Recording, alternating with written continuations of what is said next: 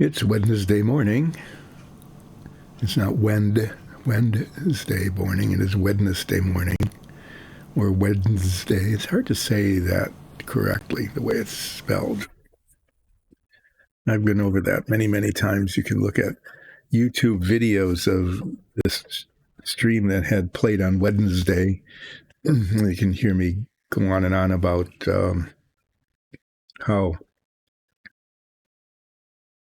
we put the N and the D backward. We do that to a bunch of words, sometimes it's like jewelry. Like jewelry sometimes comes out jewelry. It sort of sounds the same, and some people just say it that way. Jewelry, not jewelry, but sometimes that happens. It's like nuclear instead of nuclear. Easy to transpose syllables. And in this case, it's the D and the N, but the ND is easy to say, but the DN, it's really kind of two syllables, Wednesday. But that's not how we pronounce it. So there was my Wednesday rant.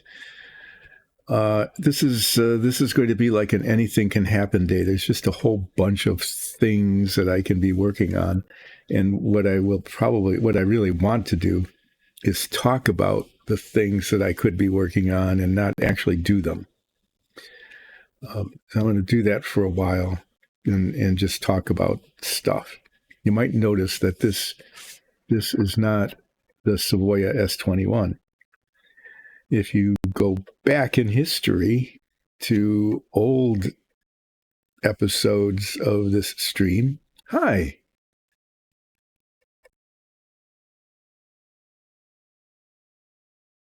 Thank you. Well, I'm hoping so. The endeavors today are going to be interesting. So I've got, this goes back to the Apollo stack. Some of you might remember this model, which is really cool and is bigger than it looks. The whole thing, like this part here, is probably like 9 inches tall. So when this whole thing is stacked up, it becomes impossible to display. I'll just say that. Right now, almost all of it is done and in boxes over there. What I haven't done yet, amongst all of this, is I haven't put the leaves on the hinges on the base. I've been kind of just putting that off because the parts fit nicely in a box. Okay, these bits here, they fit nicely in a box, disassembled, but once they are assembled, then either they fold out flat, like these two, there's 4 flaps all the way around. Either they fold out and they take up a huge amount of space. It spreads out quite a bit, or I could fold them up, in which case it stands about 12 inches high, and that's hard to deal with. So this is a great model, and I had fun building it. I did some good detailing things on it, and it's mostly worked out. I've got some repair work to do on the service module, but it's mostly worked out pretty well. It's kind of complicated. There was like this assembly here, tiny little sticks of plastic with a ring in it. There's 4 of them that all had to come together, and that was kind of a challenge. But the part that is holding up the completion of this is this right here. It's the interior of the command module. Specifically, it's the control panel. Okay, there's this housing here for the controls, and then there's this roundy bit, which is the main control panel, that somehow attaches to all of this. I've test fit this stuff before, and it doesn't fit together very well. The assembly is going to be kind of not so great when it comes time to do that. But the thing, and then these parts are all ready to be put together. Okay, some of it's even already assembled. The astronauts are painted and the seats are done and everything. It's supposed to end up looking like this, and then this whole thing just goes down over the top of it.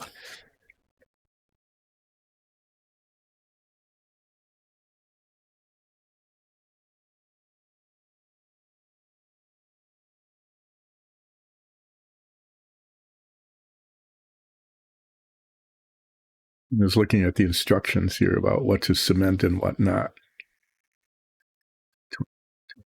trying to remember if I did it right. Yeah, that's this is where the parachutes are. And I painted those. I got a picture of what they looked like. You can get online all sorts of pictures of the interior of the Apollo capsule. And this is the hatchway that connects the command module to the lunar module when it fits around. So that's done. And then 27s. Oh yeah, these little bits here. I think I've installed those. These little antenna kind of thing that go on the side of the capsule itself. And then 10, okay, you do cement this onto that.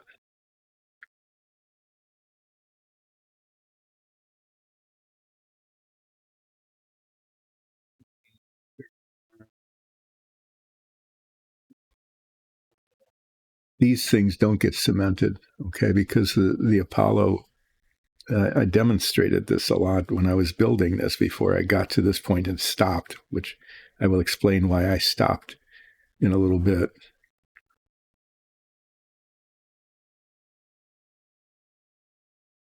I'm doing okay. Kirby Air Riders, I don't know Kirby Air Riders. 20 years later, it's getting a sequel. That's pretty amazing. I'm doing retro stuff. I'm talking about why I haven't finished the Apollo model, this thing, because I stopped here at the command module control panel, which I will be showing you in a bit to explain why I haven't done it and why I'm going to be getting around to it. So I'm just reviewing the instructions to see if I've done it right.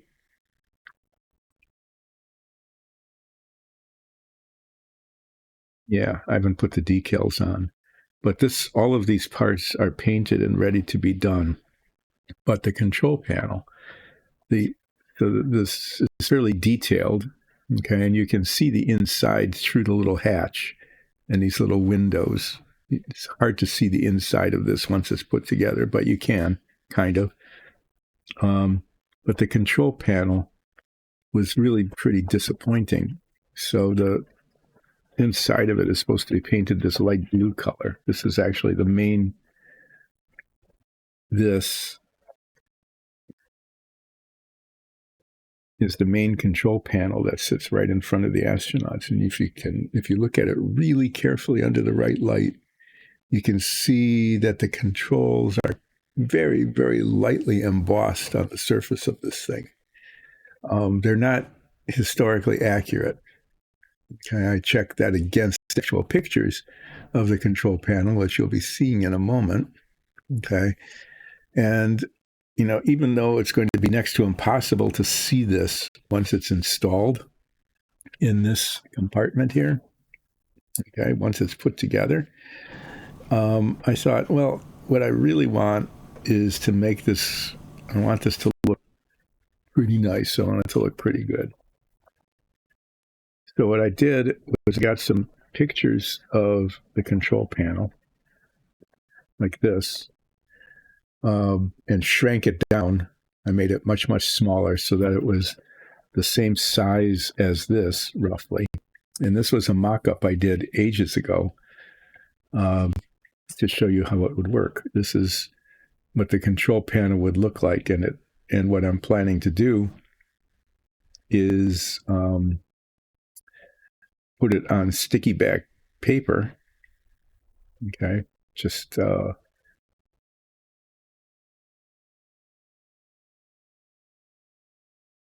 label paper, and then the control panel would look more like the control panel. I have to get the size. I got the size pretty close, but not quite perfect. Well, this is it, and what we have here is getting around to it. This is I got around to actually starting to do this again, trying to take a look at different prints.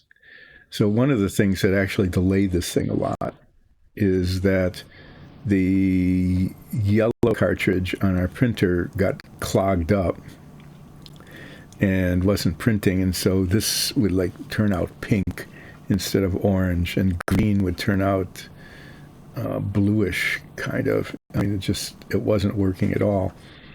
So we fixed that ages ago, and now I'm test printing uh, different contrast levels and different colors. And I was kind of thinking that maybe I could, instead of just playing around with standard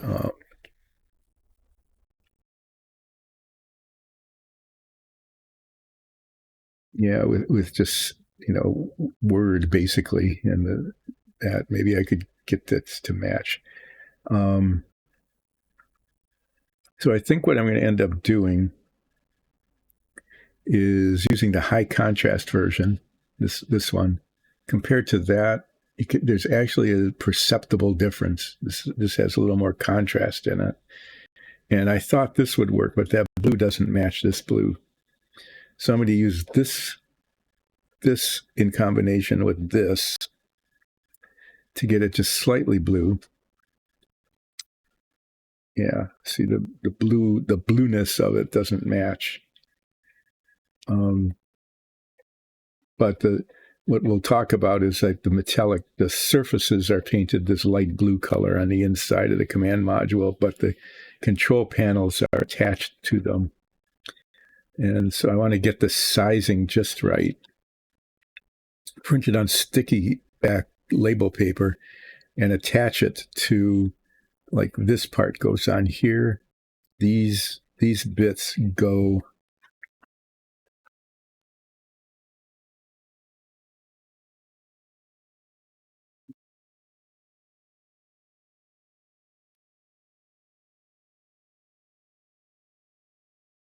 there's control panels on the side.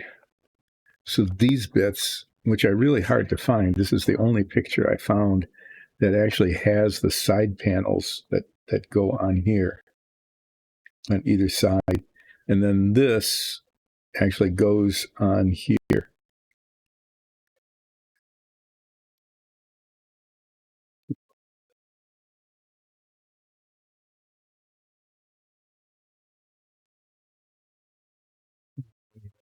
So that's a thing. That's a thing yet to be done. Is finishing the command module of the Apollo. That probably, as it is, will not be done until I'm done with the Savoia, and I'll go back to it. That's the story. That's the story behind this hasn't been finished yet. Otherwise, sometime I might pull it out and just show it off. It came out pretty well. It's just all the pieces are in boxes over there. I made a decision now. I can record my decision.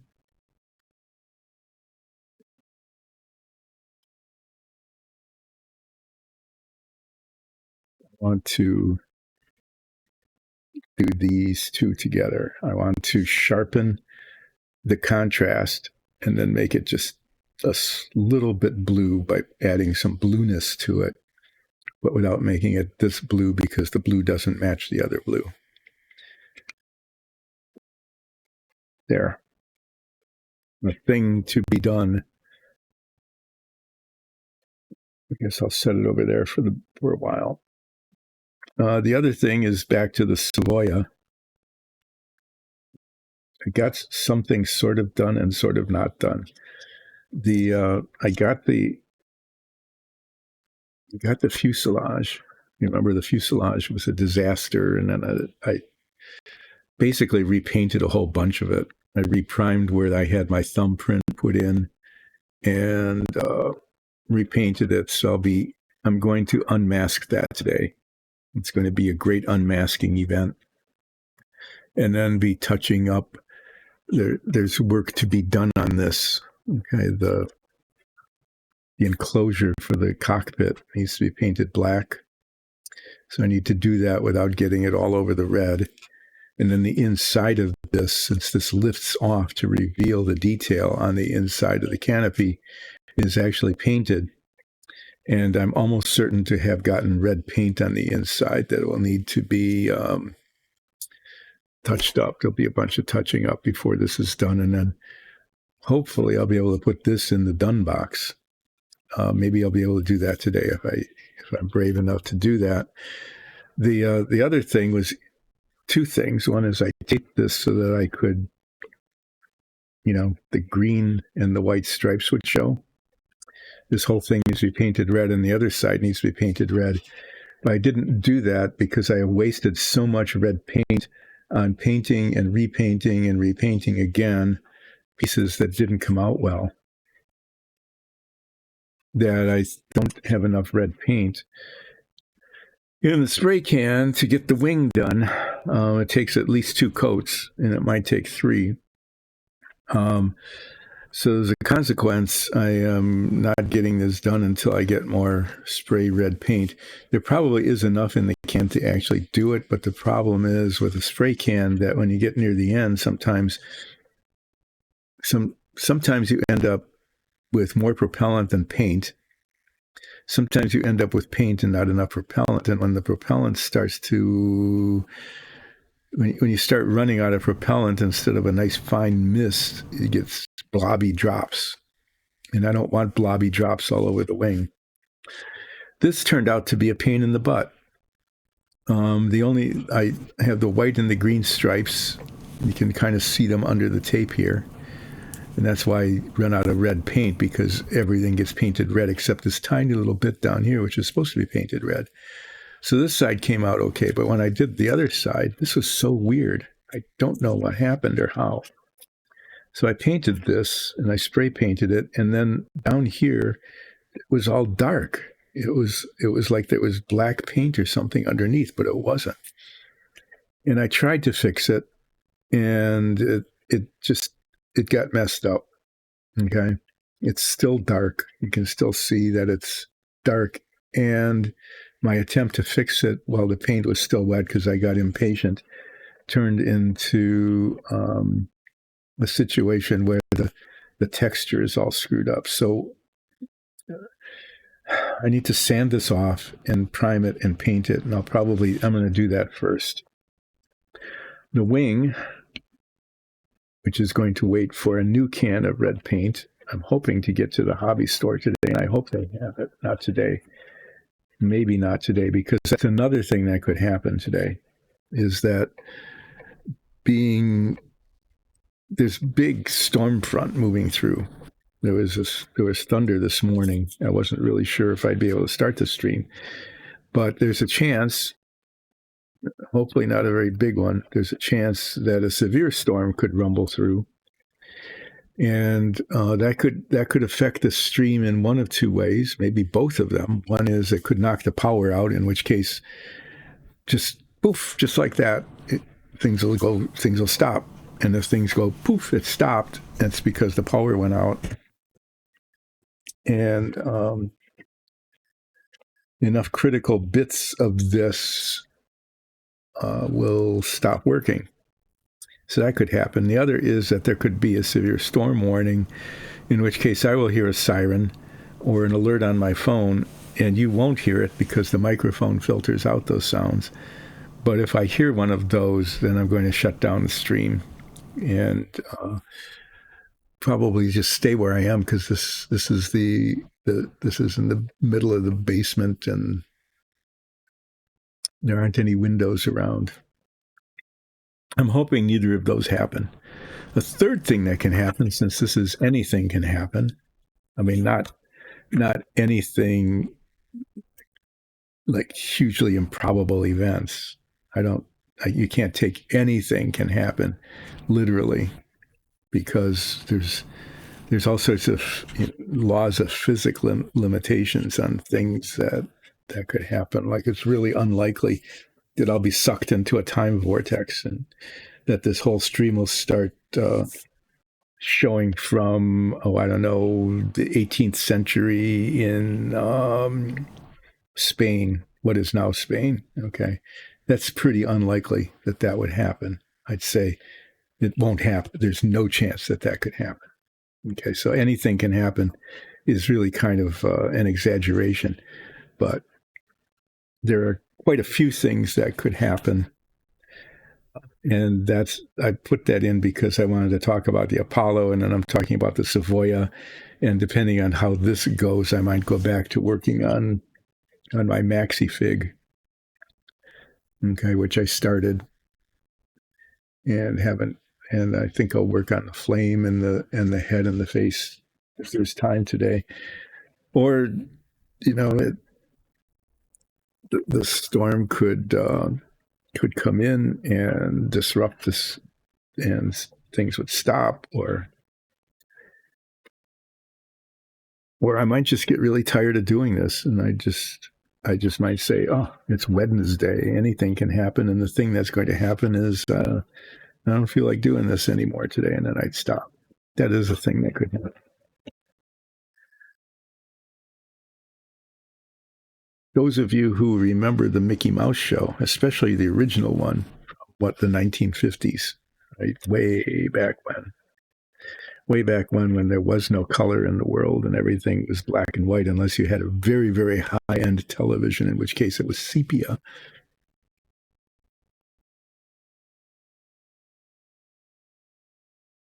Actually, nothing on TV was black and white. They're all gray tones. And I don't even know why they went out of their way to say black and white, because until much later, there wasn't any color to contrast it with. Anyway, forbidden word. The Mickey Mouse show had an anything can happen day. I was trying to remember what. I'm just going to have to sand. I have to sand all of this off. This is just really a mess. I have no idea why that darkness was under there. I'm actually going to use this 800 grit paper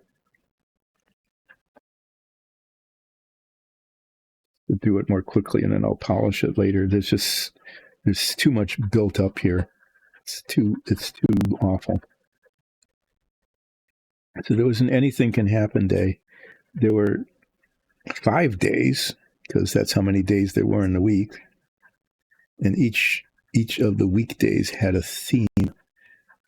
There was, and I don't remember the order that they happened in. I remembered 4 of the 5 until I looked them up, in which case I found out what the 5th one was.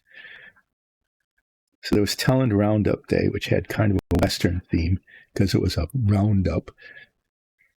Okay. And they had a lasso, and they lassoed their talent who would come on. And usually the talent, they were always kids, because this was a kid's show. Very rarely did they have an adult do anything. There's just something dark under here. And I don't know how that happened or where it came from. There wasn't any green paint there. It's almost like there was something in the spray can of red paint that got there. And I'm going to have to take this all the way down to the plastic underneath to get rid of whatever it was. So there's Talent Roundup Day where somebody would come in. I remember they were usually not, they were kind of weird things, like I remember this big deal about somebody who yodeled. It was kind of a weird thing in and of itself. And they, of course, performed to teach me how to yodel. And all of the Mouseketeers were trying to do yodel-o-hee-hoo, you know.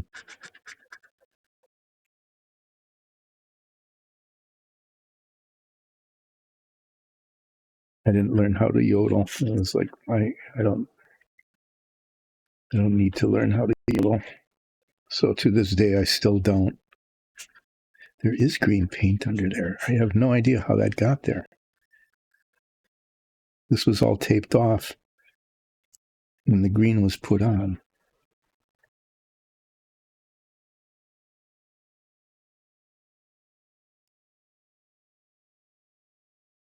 Really a mess. It's all sorts of different layers of stuff.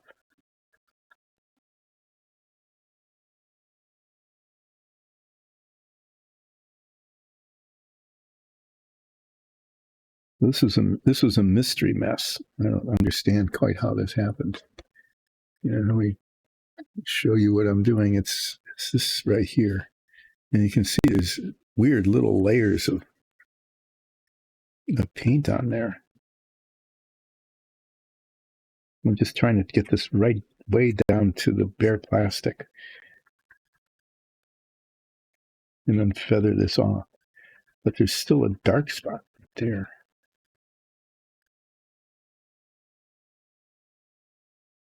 Almost like it's in the plastic. I'm not sure.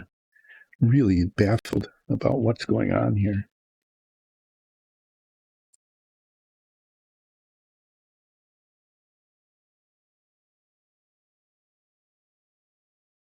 There's a lot of paint that doesn't seem to be. It doesn't make sense why that was there. So there was anything there. There was a talent roundup day, and then the whole show was that, and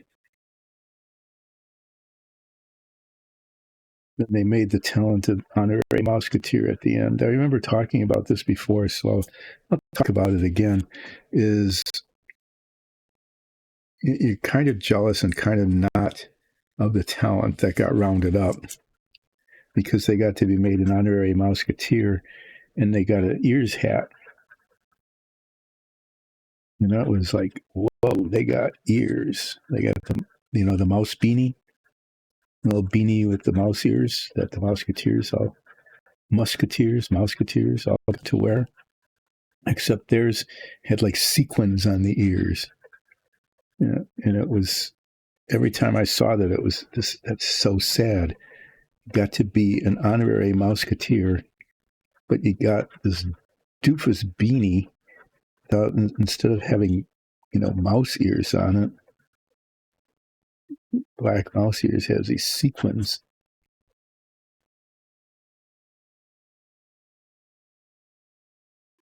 I never wanted one of those. I wouldn't have minded being an honorary Musketeer, but there was no way I wanted the mouse beanie with the sequined ears. So there's Talent Roundup Day. Yeehaw. And they had like a little corral thing and buildup of the white primer there too. I'm not sure.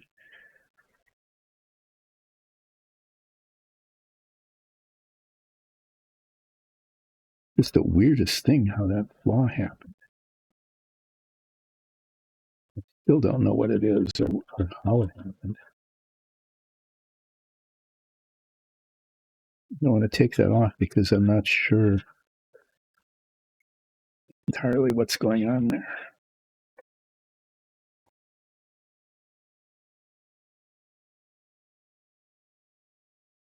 The important thing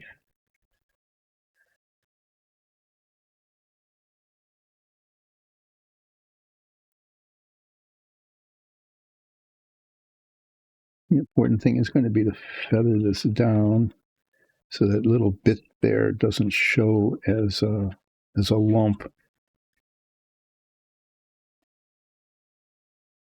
It's super fine cloth that I've got here. And just rub at this for a long time.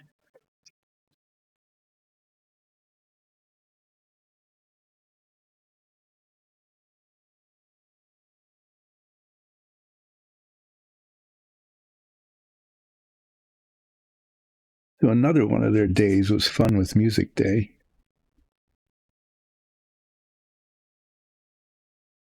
The theme song for that was kind of dumb. It was fun with music, making music is fun. Okay. The lyrics weren't that great.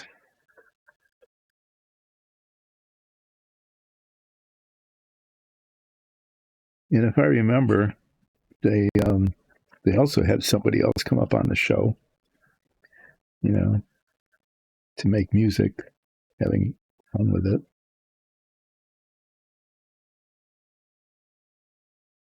I don't remember a lot about what the music was. I'm sure there was music of some sort. Okay.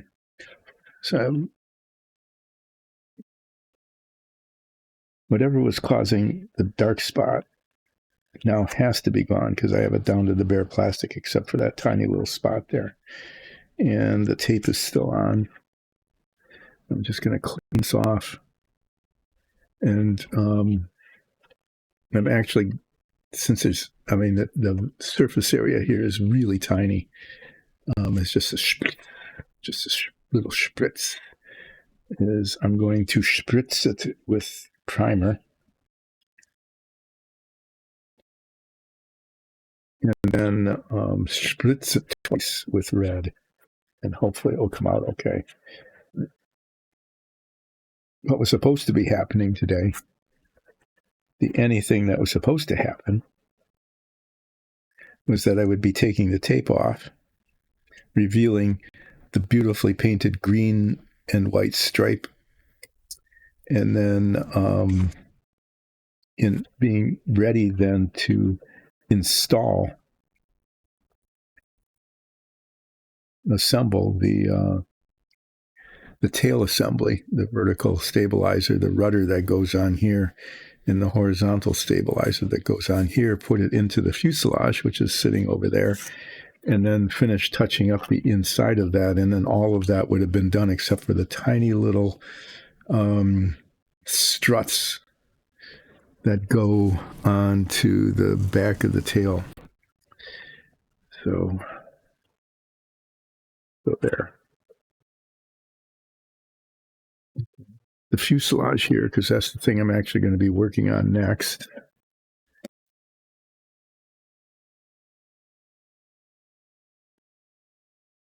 This clipper that I found in the toolbox. Whoever bought this that was a good thing. It's got this nice clean straight edge on it, and I was using it to cut little bits of tape for taping something that I was taping. This, I guess. So I'm going to prime this now. I'm going to be off screen for just a little bit. Spritzing that with primer. Oh. Well, this is the fun part. You can't hear it. I'm taking the spray can and making sure the paint is all mixed well.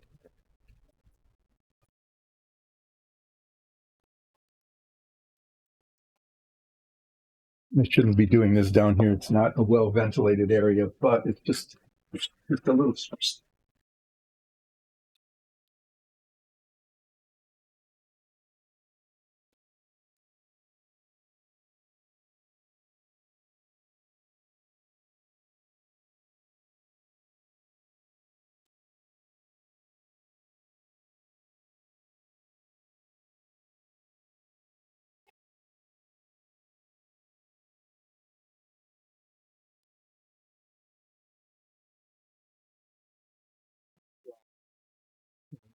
Dried, then I'll spritz it with some red paint, let that dry, and then spritz the second coat on.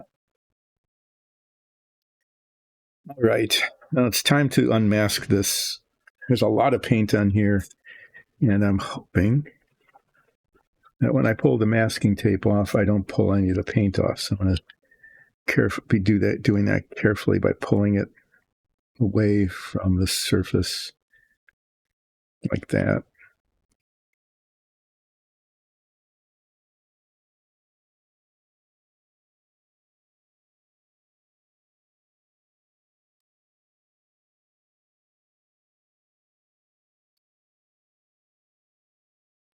And I'll show you the inside, and we will together discover how much, if any, major touching up needs to be done.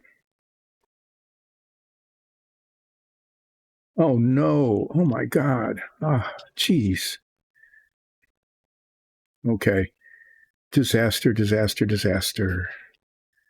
Ah, the nose isn't painted. Look at that.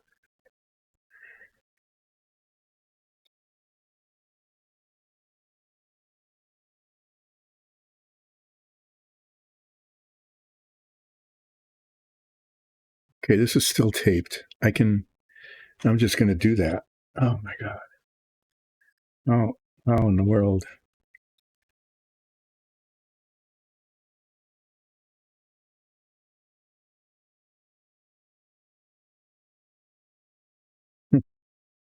Wow, that's quite a shock.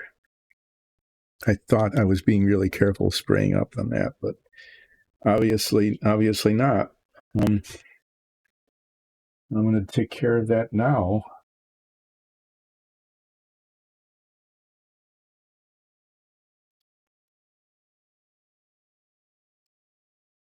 I thought I was getting close to being done with these things, but no.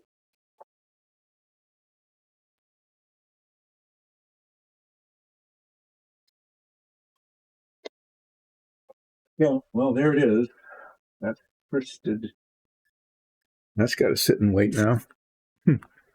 Well, the things that I thought would be happening aren't happening. That was an anything could happen. That particular anything was not a happy anything. That was an unhappy anything. I thought I had gotten that painted, and when I turned it over, the whole nose wasn't painted. So now it's painted, and now it needs to dry, and then who knows what I'll find when I take the tape off. Okay, well, I talked about the Apollo, and I can't do anything about that now, except show you what I was going to do. I reprimed the vertical stabilizer. I was going to make huge progress on the fuselage by unmasking it and doing a whole bunch of touching up. But instead, I found that it at the end of this.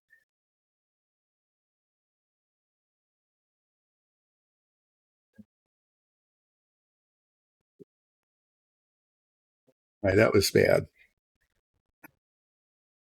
That probably got red paint on the inside where there hadn't been because the tape was loose. But I got impatient, and I think, well, it'll be fairly easy to touch up. Here, this is the Maxi Me. This is a 1, 2, 3, 4, 5 times life-size blow-up of the second iteration of my D&D character. Oh my goodness, what's that?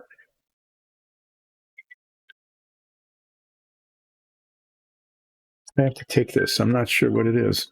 Hold on.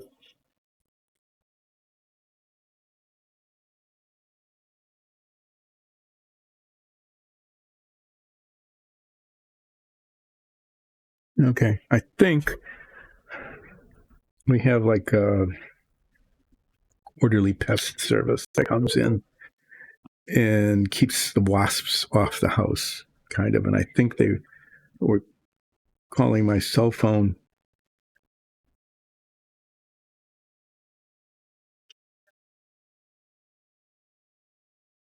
I don't know what's going on. Now my phone is calling my wife.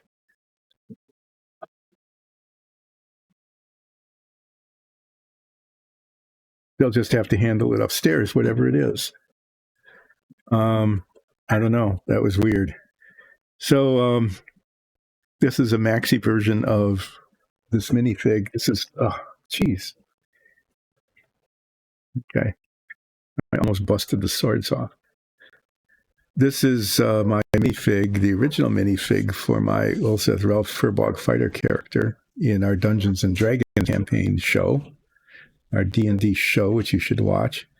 And as a Christmas gift, I got a enlarged version. Okay, kind of like a desk model version of it.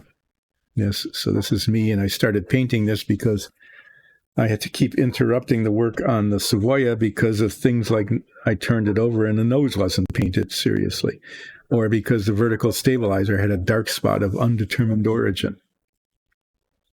So I started painting this, and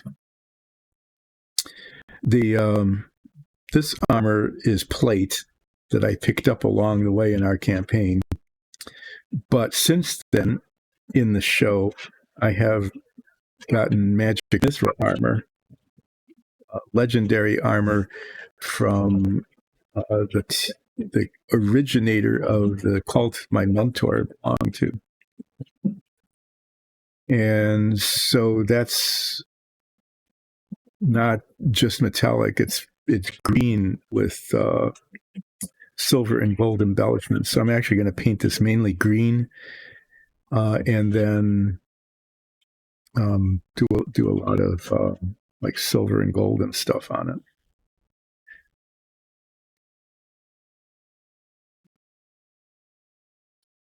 So I was looking this over. In the model, there are certain places here, like on the legs and on the elbows, okay, where the undergarment, the leather undergarment, will show. So that'll be a painted leather color, but I'll do that after the rest of it's painted pretty much. There are bits that are very hard to reach. I painted the back of the cloak before. So while I'm waiting for the paint to dry on the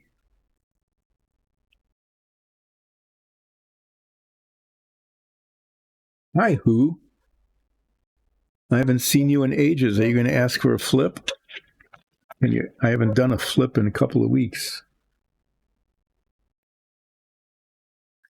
So yeah, I'm going to, while I'm waiting for the paint to dry on the thing that I thought I was going to be working on, but I'm not because anything can happen. This thing is going to happen because that paint is waiting to dry. And then the primer is waiting to dry on the other bit that needs to be painted before I can unmask it and work on it.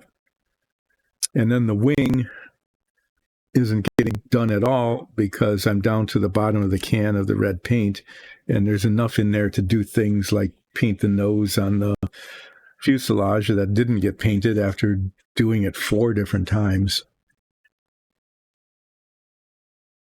I think today is a good day for living or not living. It's a good day to flip living or not living and find out.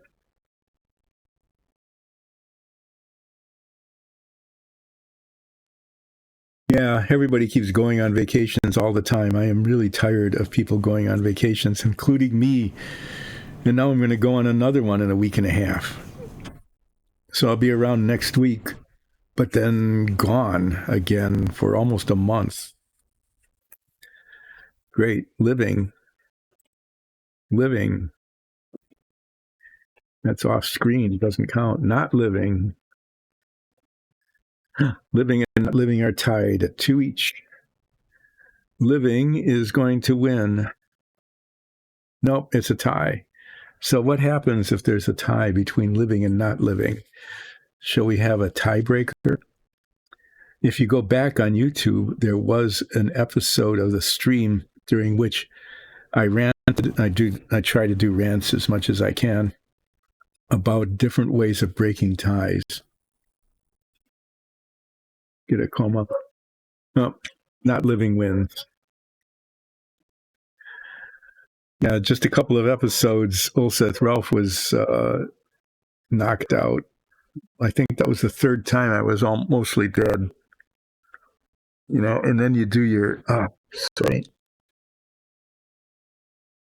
your death rolls, right? You're in D&D, you're knocked out, and then you do this life check thing. And I rolled like a 2. All I needed was a 10 or higher, and I would have succeeded in the roll. So the odds were, since it's 10 or higher, actually, so like 11 to 9 odds of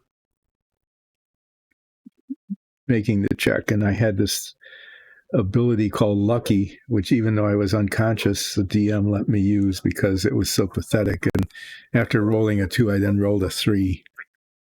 So I failed my death check the first time. Fortunately, I think it was Nines was kind enough to give me a heal, and I was mostly alive then, at least for a little while. Okay, well, what needs to be done with this is I need to put wash on the hair so it doesn't look just so light gray. Need to paint all sorts of different flamey colors to make this flamey sword look really flamey. The Furbog's noses, for some reason, are darker than the rest of its face. I don't know why. I picked a flesh tone color that was supposed to be darker, but the contrast isn't sufficient, so you can kind of tell. But I need to find another color that would work.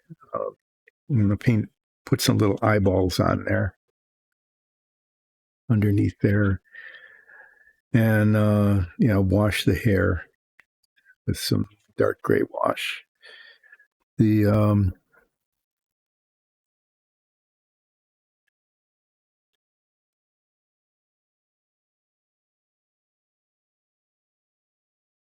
not pointy enough. I need something that's pointier.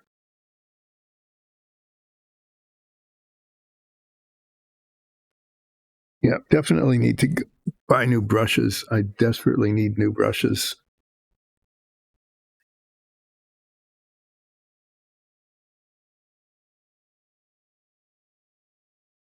Yeah, I think this will work.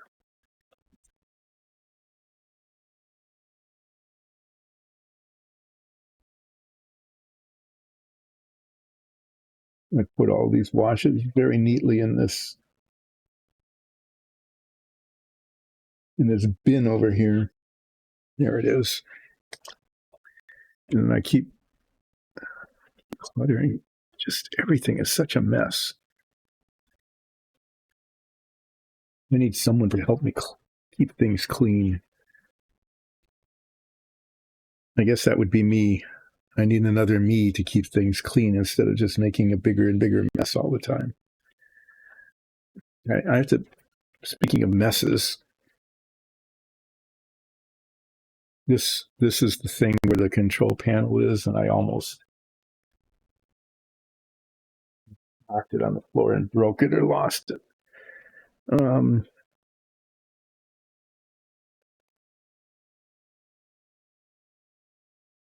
Yeah, so the Mickey Mouse Club, anything can happen day, the talent roundup day. Okay. And I just Western themed roped somebody into teaching people how to yodel or whatever. It was really wasn't terribly great, but there was always a talent roundup. And it was like, how come you don't have a talent and get on the Mickey Mouse show? It's like, because I don't want to yodel.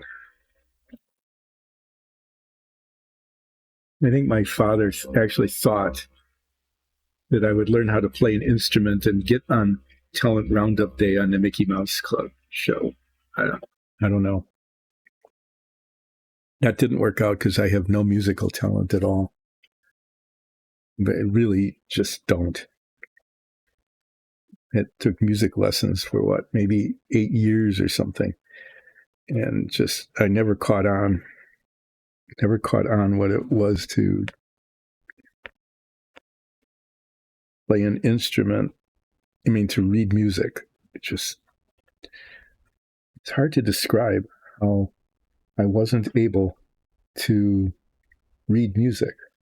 I could play, mechanically kind of, but it was a huge struggle of translation between the music on the pages to like an alphabet in my head to a location on the keyboard to actually doing it, making it happen with my fingers.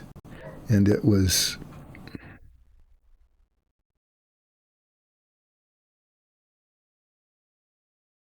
I never could explain it to my father about why despite the fact that he was paying for these music lessons for years and years, I just wasn't good at it. You're not practicing enough. No, that's not the problem. I can practice all I want, but it's not going to happen. So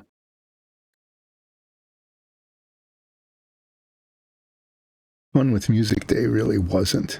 It was just a reminder. It was a reminder to me that fun with music, making music is fun, just wasn't. It was really a difficult kind of a chore to translate these notes on the page into music or the emulation of music. Just a little, self-disclosure there about my another one of my lack of talents. But on the Mickey Mouse Club show, they had fun with music somehow, and mainly it was because they had somebody else come on the show to play music, and then they had fun watching somebody else do that.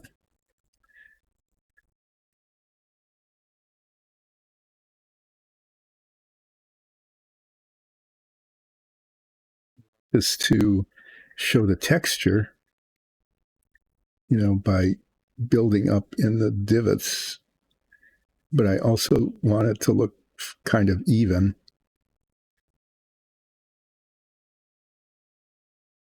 This is supposed to be a really easy thing to do too, but to be honest, painting is also not one of my talents.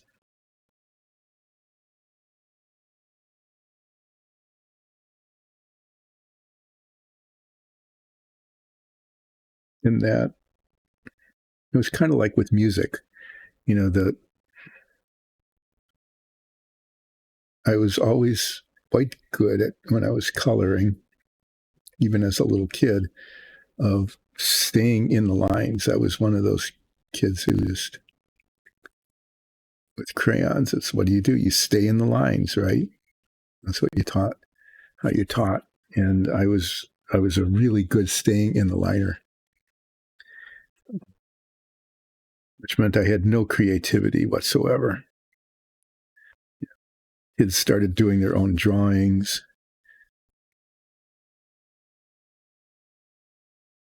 using weird colors and stuff.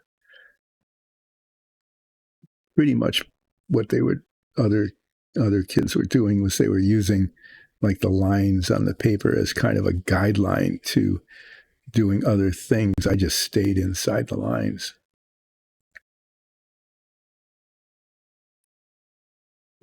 Dull.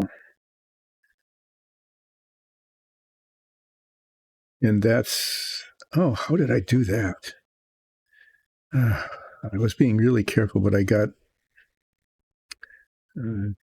way outside the lines there on his cheek.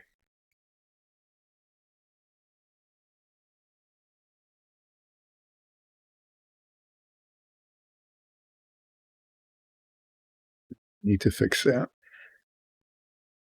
I actually want to put a little bit of a wash of some sort on the skin tone on the face, just because it's not a minifig, okay? It's not tiny, and so the detail of the face is kind of showing, but it's very flat. And you can see that it's very flat looking.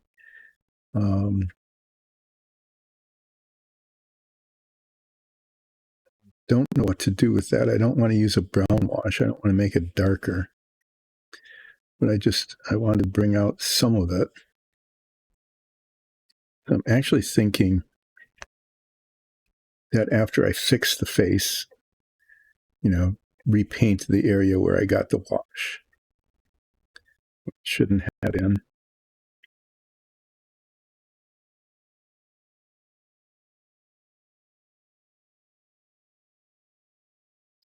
Is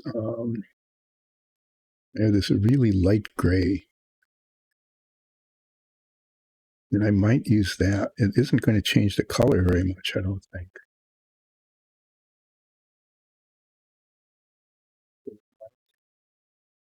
Make it look a little bit more artistic anyway. I guess what I was trying to say about painting is that, as you can see here, I am pretty good at staying in the lines. But when it comes to doing things like shading or texturing and stuff like that, things that require a hint of creativity, just nope, not good at it. Doesn't happen.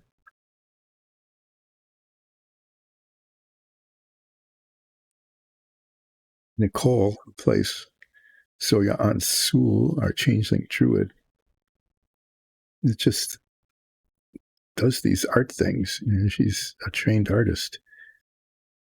And it's, how do you do that? Oh, I just do this and this and this. And it's like, no, not just doing this and this and this and this. How in the world do you, well, you do this and then you put another layer of this on and then you do some highlighting and okay. So my stuff tends to look set kind of cartoonish, I guess, in a way, in that the paint is very neatly within the lines, but it doesn't have all the shading and texture that we would expect to have on a really well done like painting thing. Painting thing, technical term, right? Whatever. Yeah, that.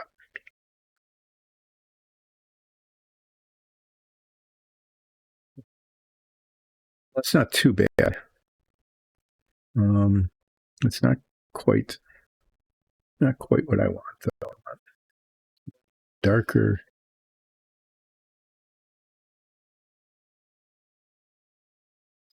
What I might need to do is is something Nicole said. Well, this is what you should do.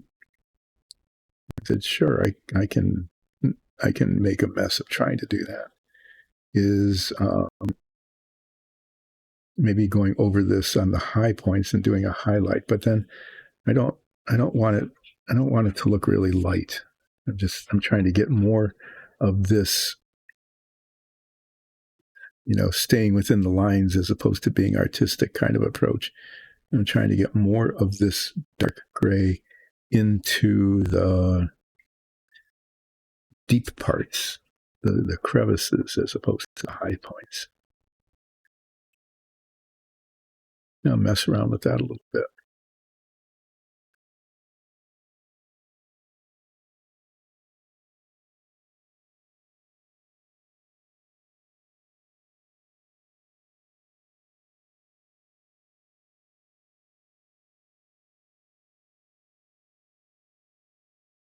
It doesn't look too bad.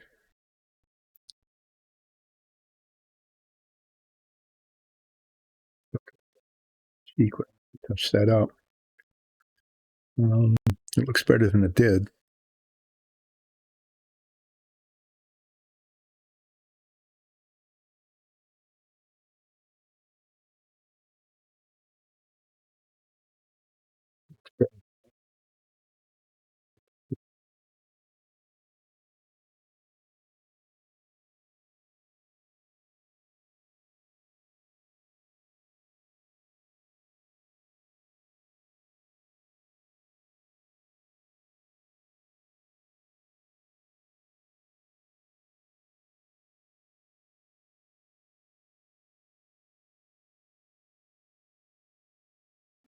Storm seems to have stopped, or at least paused. Down here in the basement, there's a spot where if it's really raining, can very much hear it, and I'm not hearing it. So the rain seems to have stopped just in time for the dogs to get up and go and do their business. And then I'm guessing that it will start up again after they're done. Yay, thanks.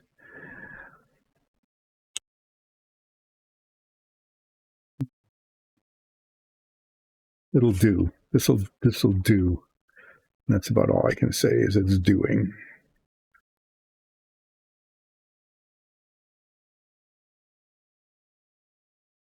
So other than that one spot right on the cheek there where I got the wash on the skin where it shouldn't be. Wait for this wash to dry and then I'll touch that up. And then I need to find a color for the nose. And I need to get some of the flame colors out.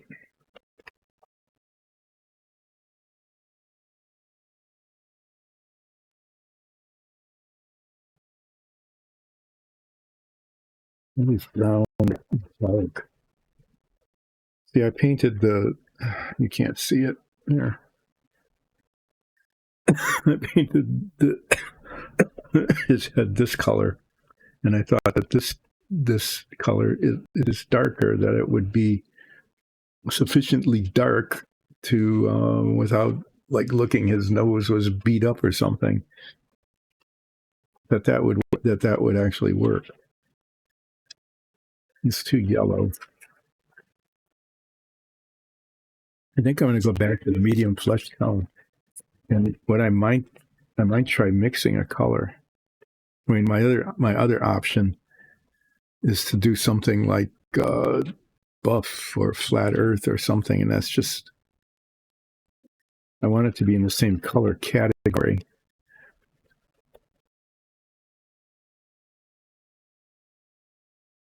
I'm going to try that. And what the heck? The worst that can happen is I'll just keep painting the nose over and over and over until it's just this big of paint that's the wrong color. I'm going to get this out again, and I'm going to mix in with it a little bit of a darker brown color. Pork brown. If I can find it. No, I did. It's always kind of a surprise. Oh, I'm going to reach in and look for this paint, expecting to take the better part of a half a day. I'm trying to find it in the paint holder thing there, but I got it right away. Huh.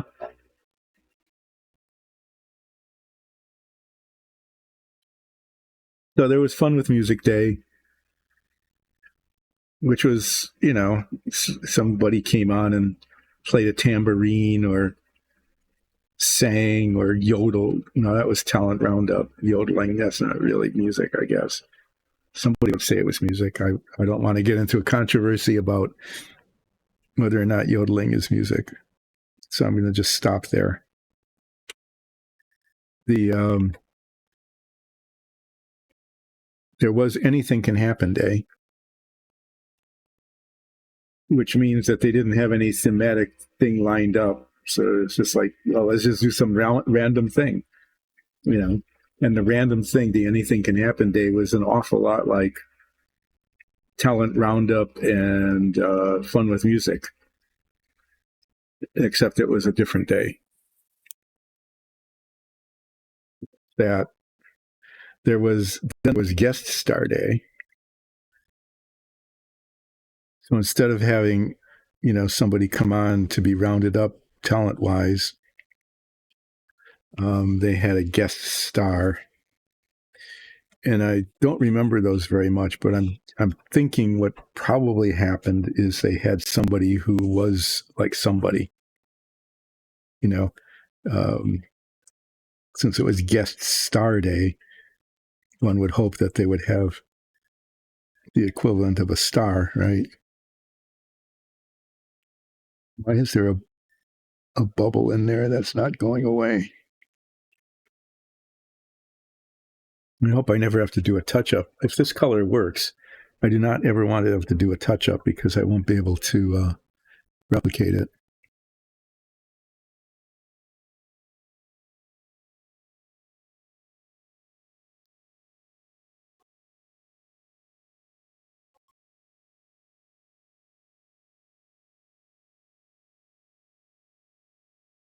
Well, it's darker. I think this will do when it dries. It should get a little darker when it dries.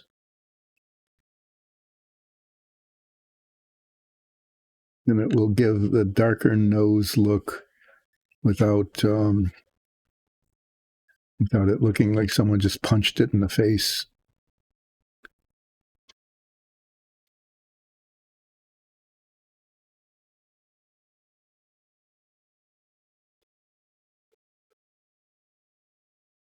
Yeah, that'll do. I'm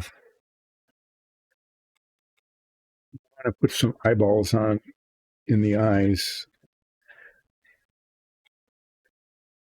All of these figures, they should have corneas. There should be white eyes and then a pupil. I'm going to see how this is molded through these. See what I'm dealing with the eyes here.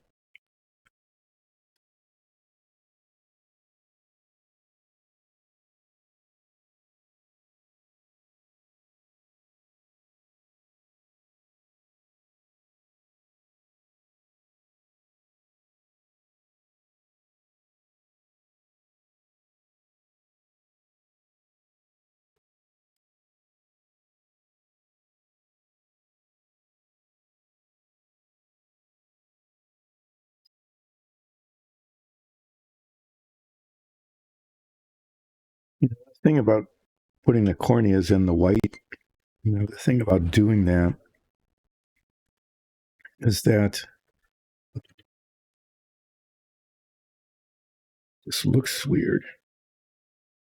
I want to do this. The eyes are not molded that well. They're just not. I'm going to do this with the pen. This is always a little messy because if I mess up,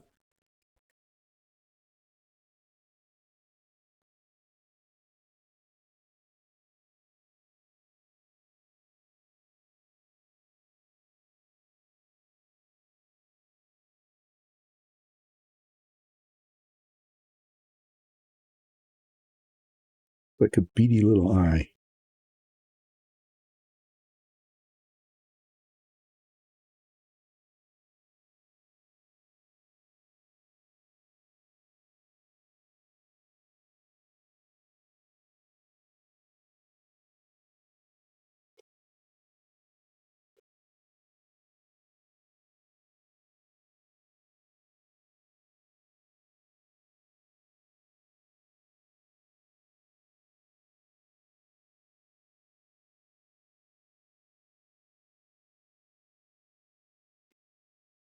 Yeah. Kind of weird looking. I'm just going to let it be weird looking.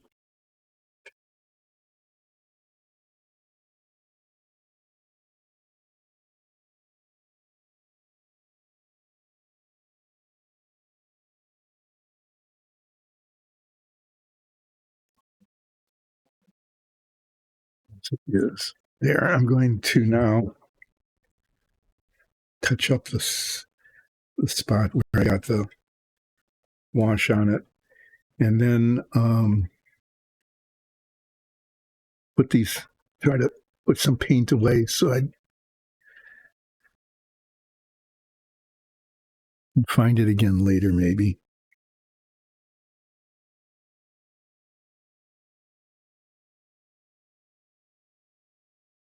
No, the nose is darker. I don't want to overdo it.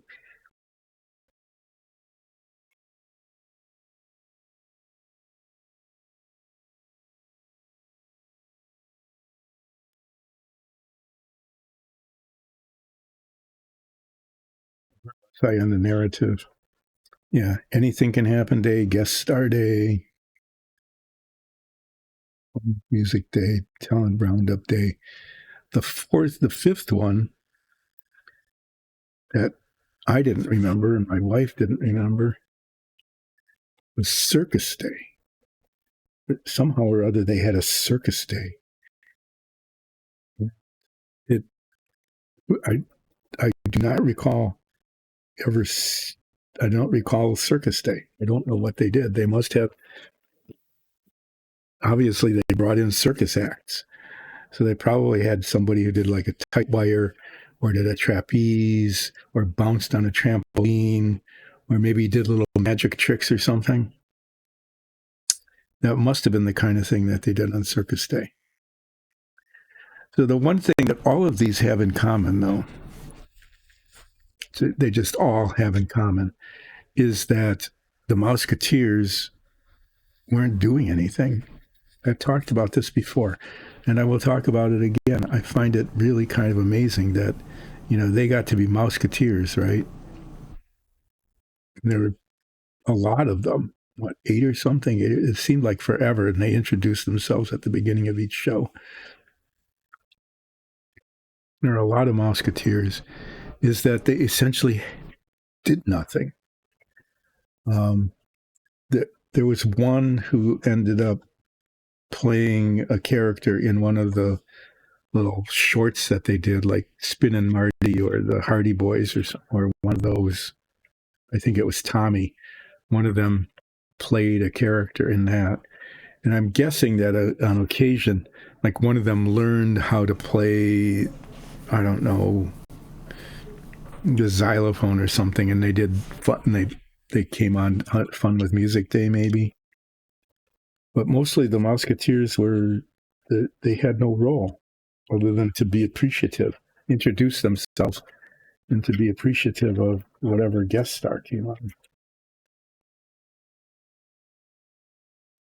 Looking at these, yeah. I need to put some more yellow on here. I'm going to use Sun Yellow. I'm going to use Orange Fire. I'm going to use Bloody Red. And maybe Flat Red. These all have a little bit of gloss in them. And I'm going to work on the flames.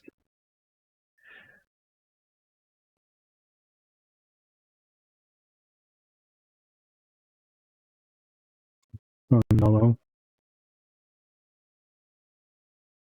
It's Orange Fire. What red did I say I was going to use? Bloody Red. Okay.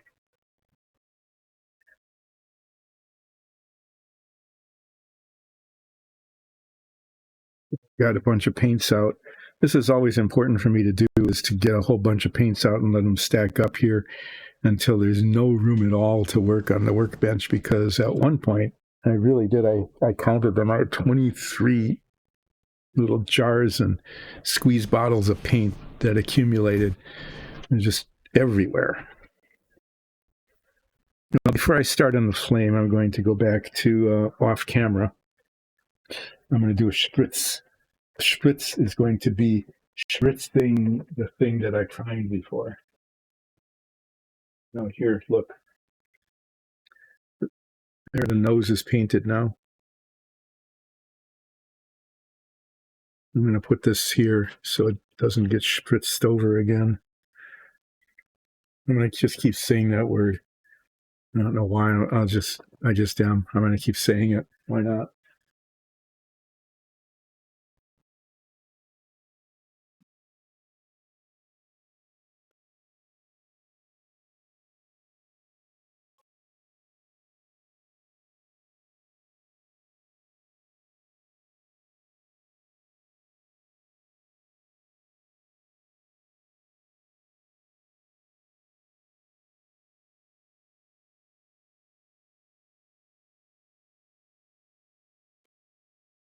Hopefully that will turn out, and then I'll be able to unmask it maybe.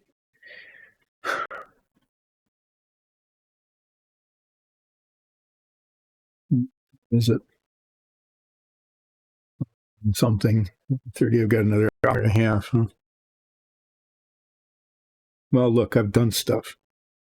I talked about the Apollo and didn't get anything done, but just talked about doing something. I started to unmask the fuselage because I thought it had come out really well. And then I found out that I missed a whole spot. I did get some gray wash on the beard and the hair, and gave me beady little eyes. I got a new nose color. Yeah, it's darker, but it's subtle enough. And here I am. I'm going to be working on the flame.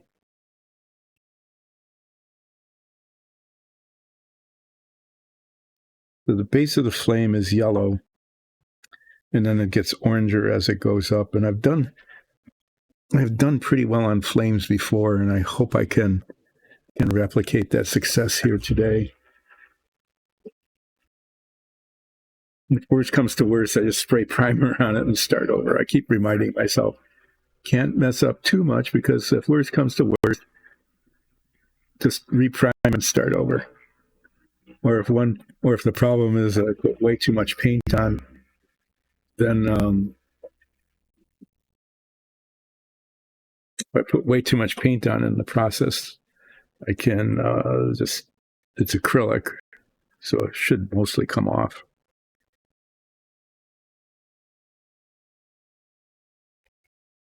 I think this is going to show very much.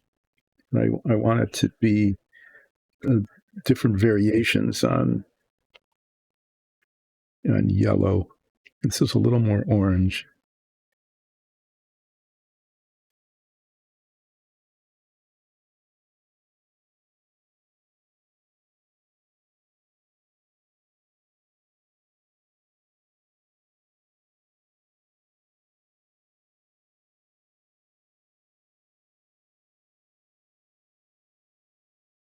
What would an artist say? This is providing texture or something? I don't know what an artist would say, really.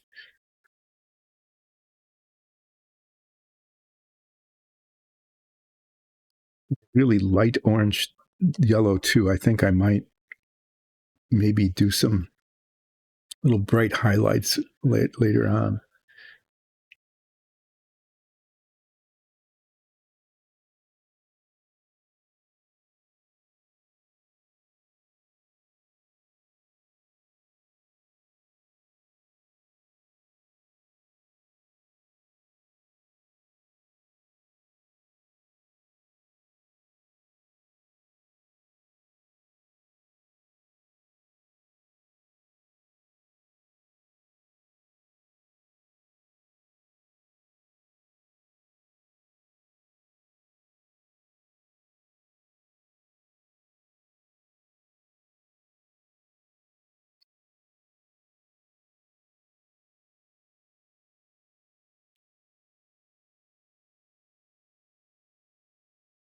Oh, yeah.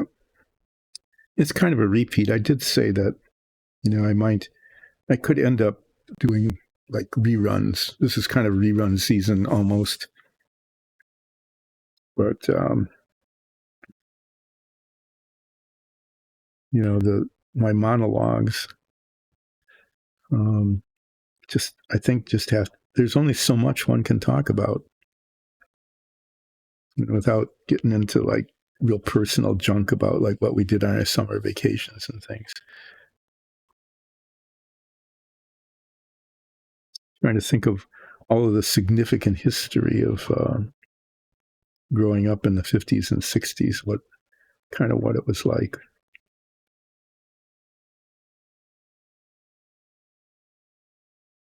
I grew up in a very working class, very, very working class neighborhood. Didn't know any better. I mean, we didn't know that we were, there was always food on the table, and we had enough clothes to get by. Didn't had Sunday clothes to wear to church. Everybody went to church then. I mean, nothing was embarrassing or anything, but it was definitely not wealthy. There were wealthy parts of town. My grandparents would talk about that, and it's like, oh, that's where the doctors live. And I don't remember that they had particularly fancy houses or anything, but what do you compare it with? But my dad was very frugal, sort of. I guess I can talk about it. Can talk about those kind of things a little bit about growing up. So my father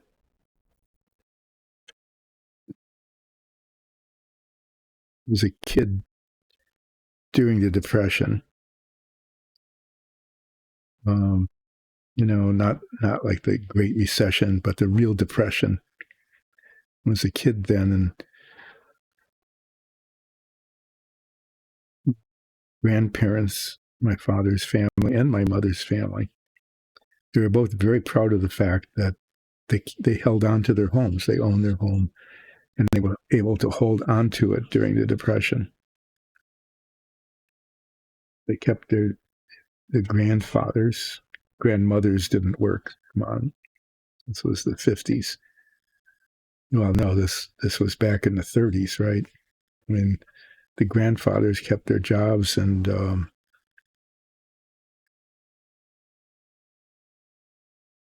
yeah, I mean that was a real source of pride, was getting through the Depression. So the I think that's where I picked up my habit of, if you use it up, you might not get it again, kind of thing. Don't waste anything. My father's father was from Poland. He came over in the like 1914, something like that. The story was that that part of Poland was part of Russia. It wasn't Poland then. That he didn't want to get drafted in World War One. So in the Russian draft, which was pretty rough. Oh yeah, so I'm going to do a little digression since I was talking about the Russian draft.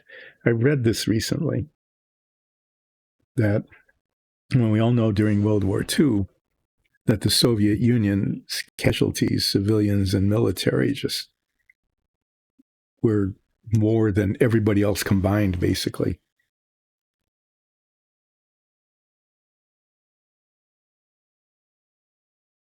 Sieges of Stalingrad and that sort of thing were just over 1 million people lost their lives. It was the loss of life was pretty dramatic, but we don't think about Russia, which was not the Soviet Union. It was Russia during World War One, and um, Russia pulled out of the war, made some sort of agreement with Germany during the Bolshevik Revolution. So we don't think of them as being major players in World War One, largely because we spend all of our time talking about all the French and British and German troops on the Western Front. And it was the Western Front, but there were other fronts to the war. There was a big battles down in what is now Turkey, hundreds of thousands of people killed there for no particular gain on any side. But I read somewhere that, and I don't know if this is true, I'm just throwing it out there. I heard somewhere, that's kind of a phrase nowadays, isn't it? That the Russian casualties during World War One were higher than anybody else. And we don't even think of them much as being a participant. So how did I get red paint all over my fingers? Okay. I don't know how I did that. Magic jumping paint again. Probably moving around the pieces that I was spray painting, but now I got it on here. Well, the digression started because I was talking about how my grandfather came over before he got drafted into the Russian army. At least that's kind of the story that we heard, that we learned.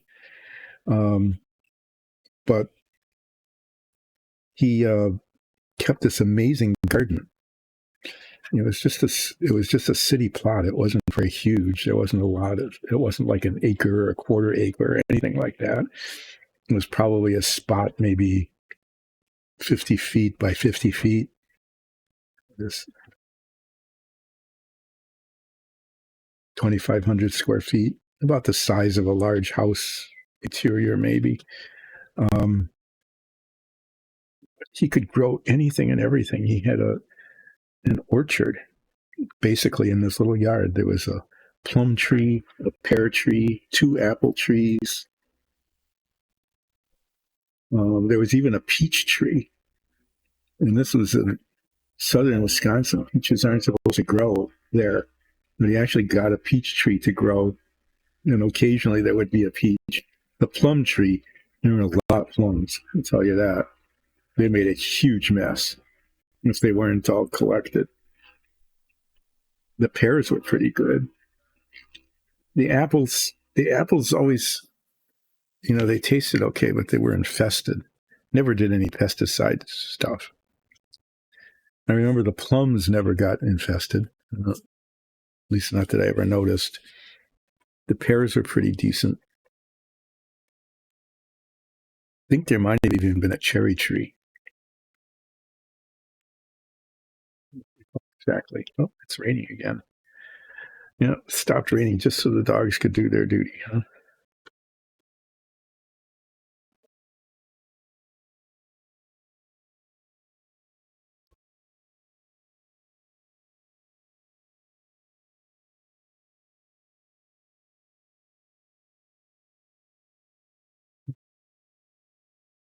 Orange highlights are kind of going all the way up to the tip. It'll be red on top of that. I'm doing this layering thing that I've heard about.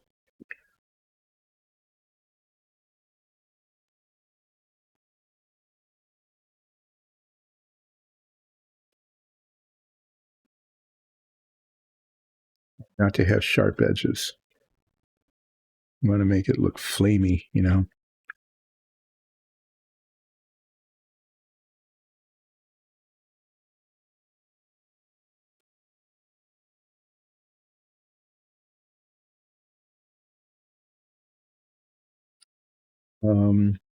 Yeah, so he had this amazing garden, and then vegetables too. There was, lettuces and peas, and I think he even grew potatoes.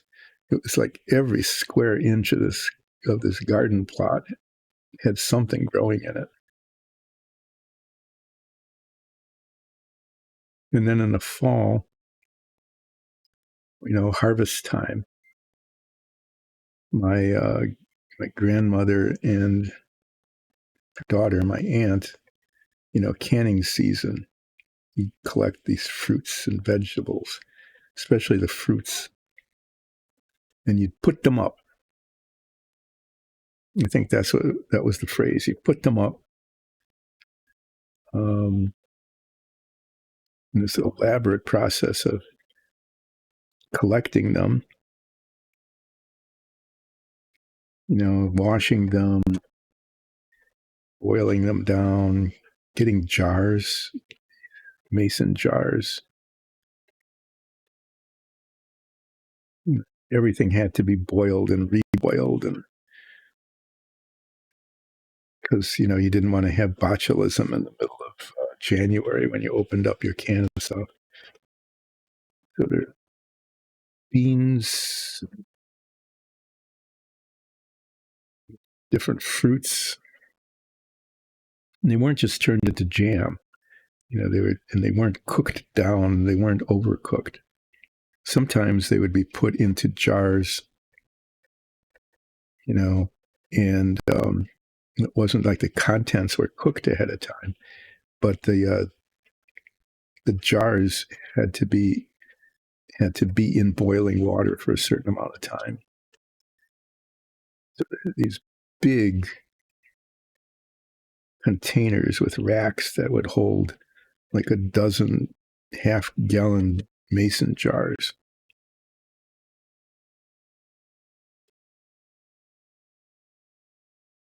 And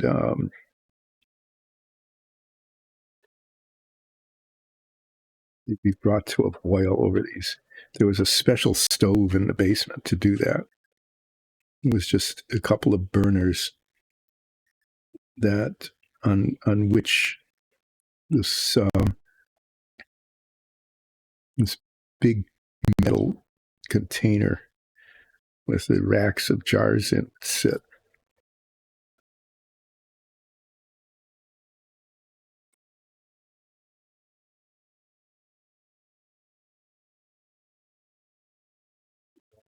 tops with this rubber seal around it and crank down the lid and then melt wax on top of that. So there was a seal on top of the seal.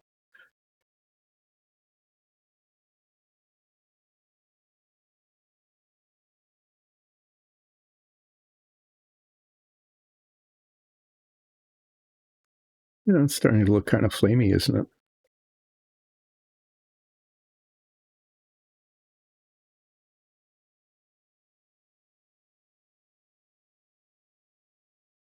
Stuff came everything except the pickles. My grandmother made great dill pickles in a jar. But we would buy those pickles because there were a lot of them, and didn't grow enough in the garden for that. So there were pickles. I remember the little cucumbers, but they had spines on them. For some reason, these things, they don't anymore. You can still get them at the farmer's market, but these had little spines all over them.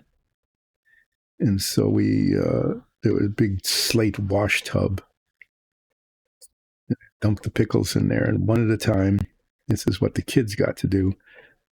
So what we got to do is we scrubbed them with a scrubby thing and made sure that all of the spines are off because you didn't want to bite into a pickle and have it, cause your mouth to break out and bleeding.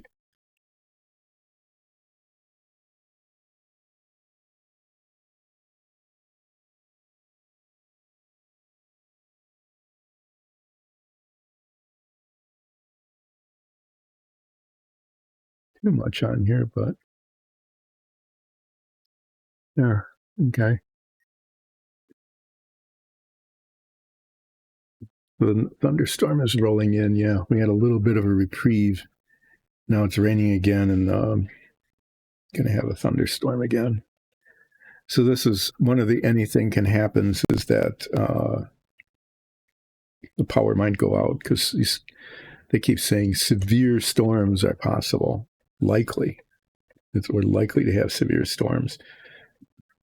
And that sometimes means that the power goes out. And when the power goes out, well, this is based on electricity. That stops working. So there it is. That could happen.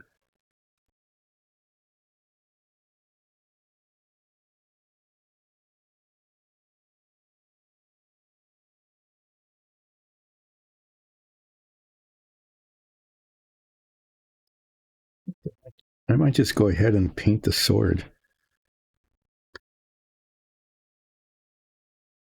The blade is just metal, but it's got this thing here.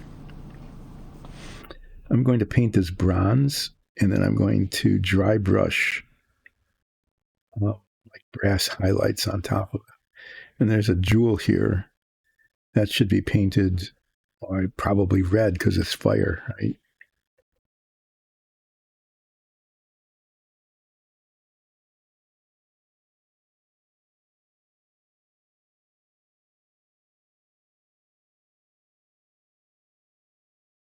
But I was always amazed. My grandfather, he could get a stick. I mean, literally, it would be just a stick. He'd get the stick, and he'd put it in the ground and water it, and it would turn into a tree. He could get anything to grow. He could get in addition to the vegetable garden, there were flower plots all over the place. My grandmother spent a lot of time in the gardens too, just because we had lots of butterflies back in the day when there were still butterflies. They would come and there were petunias and phlox, and I still remember the smell of the gardens, especially as it got into July and August, and a lot of stuff was blooming, and could just smell all the different flowers. They weren't really huge plots. It was probably not much terribly bigger than this workbench, 4x8, probably 5x8. It was slightly oval. just all sorts of things grew there. They had some rose bushes. He could get flowers to grow that should only have grown further south, like in Kentucky or something. And he would get them to grow and bloom. It was incredible.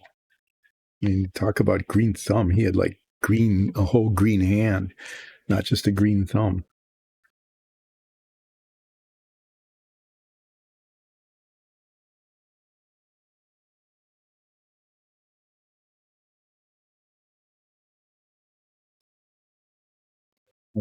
Gardens. What became interesting about that though is, I didn't think much of it. It was just there. We just had this garden that was all full of stuff growing. Is that we got to visit Poland once, and we did it. We went by train. Went from Vienna to Krakow.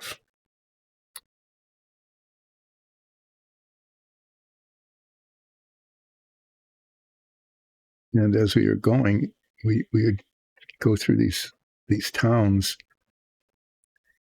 and what we saw in the towns is that everybody had a garden like that. And not everybody, but a lot of the houses, you'd look at them and they'd have, it was about the same size, and there'd be some fruit trees and a garden lot. And then it was like, oh, there was just this sudden realization is that what he had done was he recreated the garden from his home in Poland. It's why it was there. It's what you did when you lived in rural Poland.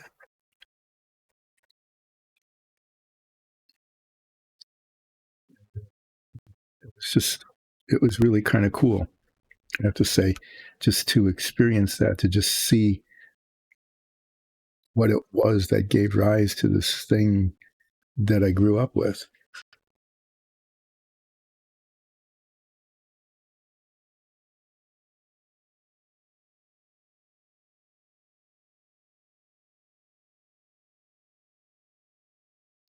And then all of a sudden, I just like had this insight into that garden was his home.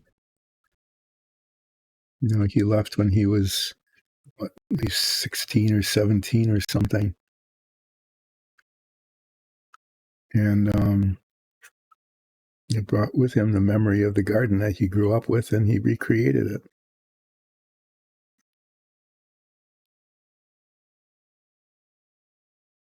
So that was pretty fun. I mean, it was just insightful, and so it's happened.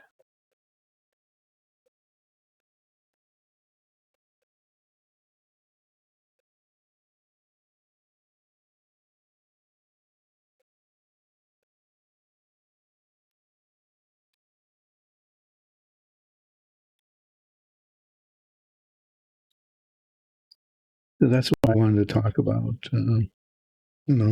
Just got off onto that for some reason because of monologuing.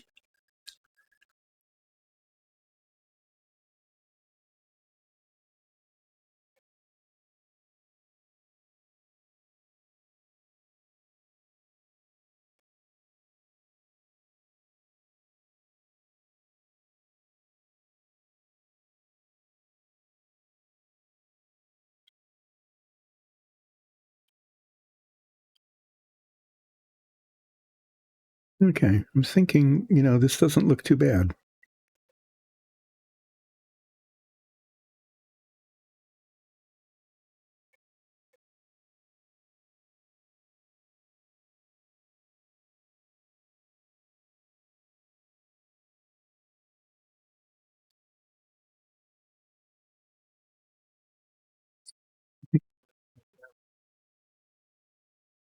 Going to get some bright yellow, really light yellow, and just do some highlights, just some spots maybe here and there where there should be a bright spot in the flames.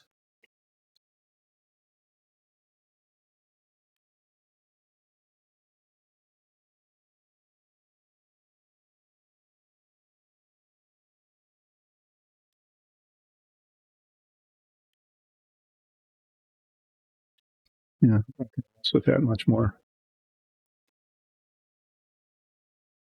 And I'm done with the bright yellow spots. I'm going to take a look at the vertical stabilizer, the tail, and see if the red paint seems to have done its job or whether it needs another coat. And then I'm going to take a quick bio break because, you know, that's a good thing to do occasionally.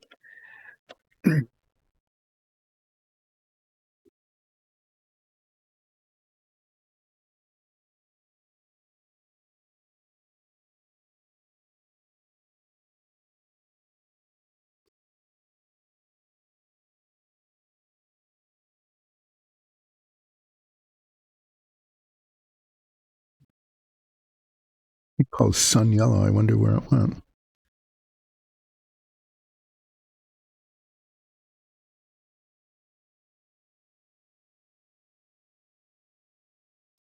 Oh, here with the yellows. Maybe I should look where the yellows are. Lemon yellow.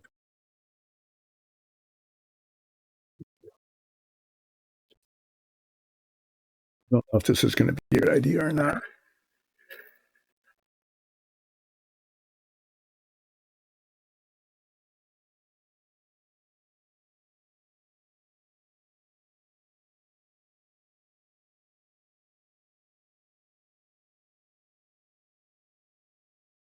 Be too green.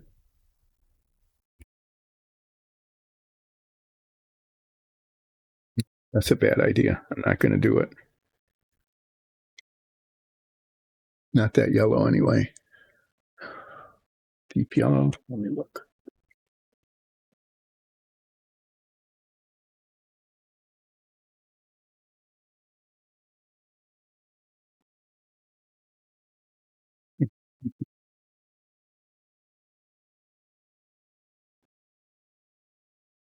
There's just some spots down near the bottom that there's too much orange or red on them. And that I'm not too concerned about the paint being wet at this point. I actually kind of hoping it is because I want the colors to blend a little bit.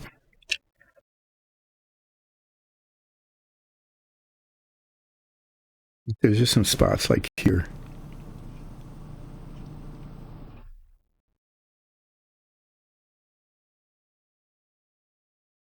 Red.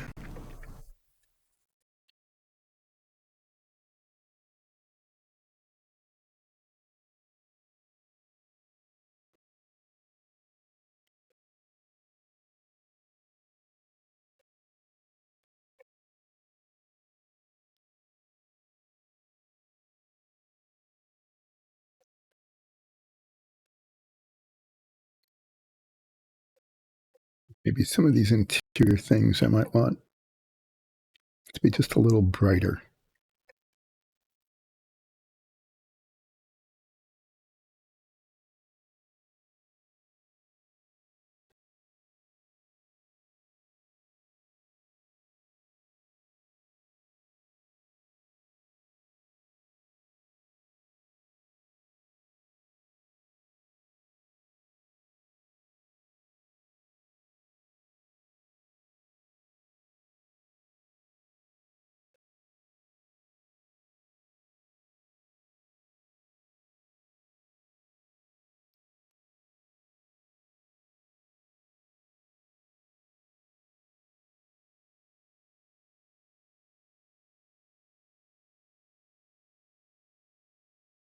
And then it'll get to the point where I just need to remind myself, just stop messing with it.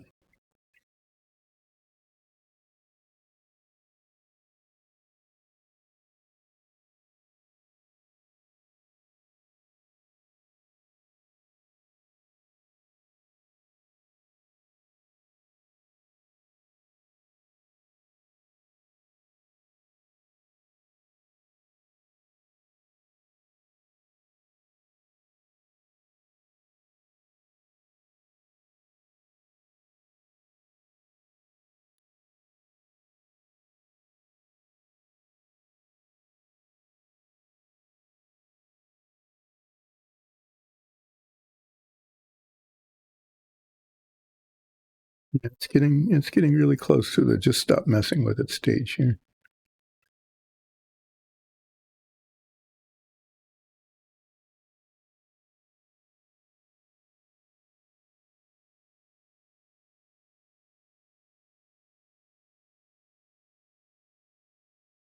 So I'm going to stop messing with it. Ta-da!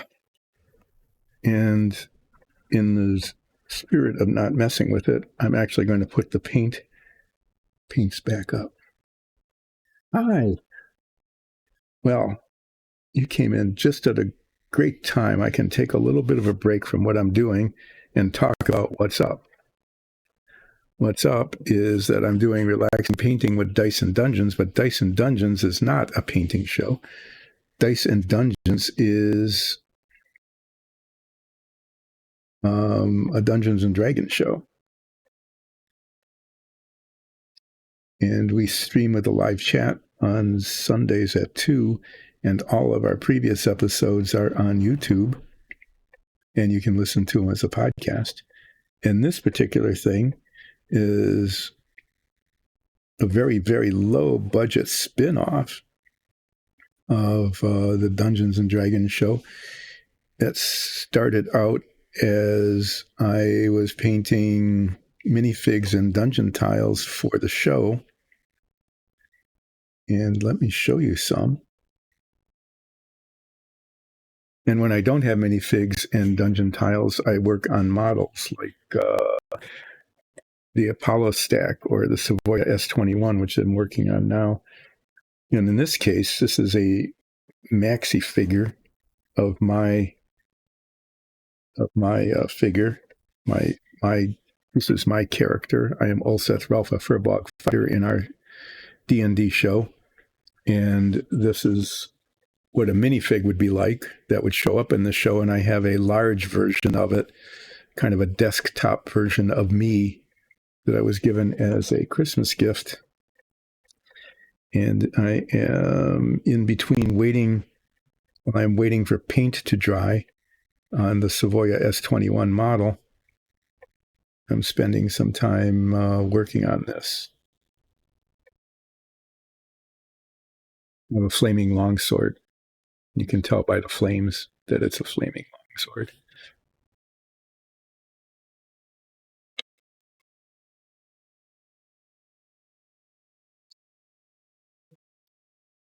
While the flaming longsword paint is drying, I'm going to pull out some dungeon tiles.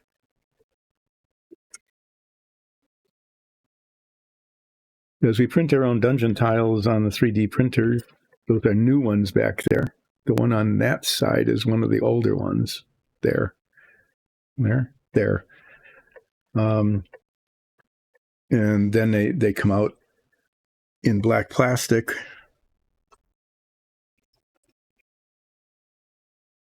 This. And then they get painted, primed and painted and textured and that kind of thing. And these are made to look like wood. They're good for warehouses and taverns and all sorts of things like that. And these are rough stone, and there's also cut stone.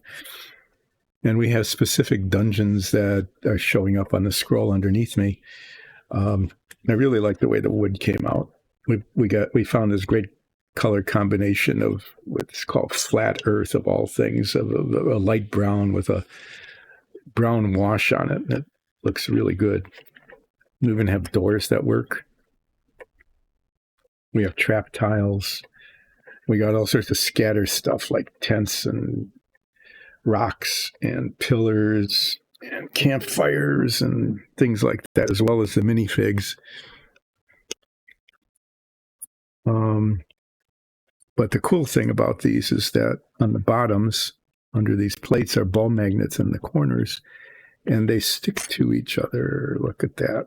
And so the dungeon tiles can very quickly and easily be rearranged, and they hold well enough so that they don't come apart during your gameplay.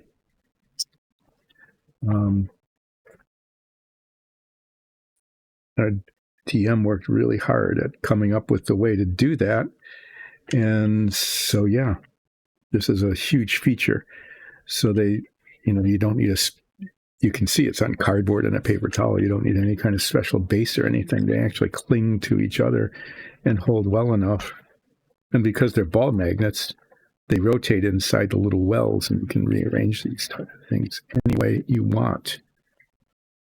The latest iteration is to, instead of having a plate underneath, putting the magnets in and attaching the plates, is that these new printers that we have can stop partway through, and the ball magnets are now, it prints up to the top of the well, and the ball magnets go in, and then it resumes so that it's all one solid piece. I mean, it still works, same way. It's just that it's a solid piece now. And the tops and the doors are now printed as kind of almost one piece, so that you don't have the little pinholes on them. So we're extremely proud of our dungeon tiles, and you should watch our show. And when you do, you can see these dungeon tiles in play, which is pretty amazing. Yep, we get to go around and we don't always have combat. When we do, my character also says Ralph mostly ends up being mostly dead. That seems to be a recurring event nowadays. Thank you, DM. Everybody thinks it's great fun to have me be mostly dead. The last time I was mostly dead, when I did my save checks, I personally am known for bad rolls, and I rolled like a 2 on my check, and then I used a special ability called Lucky, which I probably shouldn't have been able to do as I was unconscious at the time, but the DM laughed and said, yeah, that roll was so pathetic, go ahead and use Lucky. It was better. I rolled a 3, and I failed that, and I was even more mostly dead than I was before that. Fortunately, one of our other players took pity on me and used the bard and the druid used their healing spells. I'm just seeing a spot under here. There's fuzz on the ears that should have been touched with the wash and wasn't.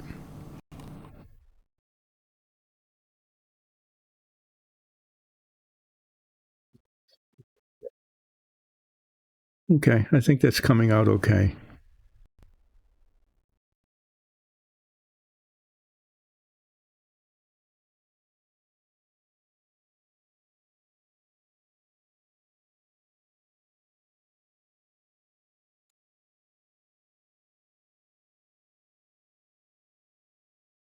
Well, I'm making some progress on this. It's really tempting.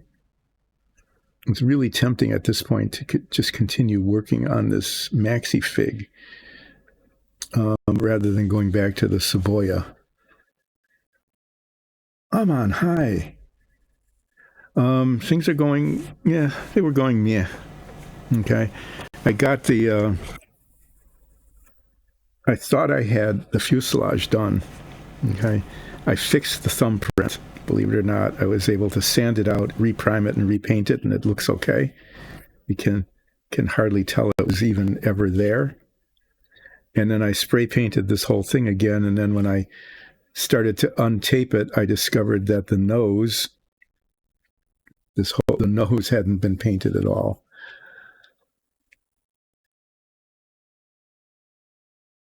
The final session of the first story arc. Okay. How did that? What happened during that? Has been working on a very interesting character who was a young woman who was brought back to life through a spell that turned her into a doll, but she doesn't know it. Well, kind of knows it, and has some magical transformative abilities. But the first story arc was the players in this campaign were just getting to know each other and to know their abilities. It's been kind of interesting to hear how it's going.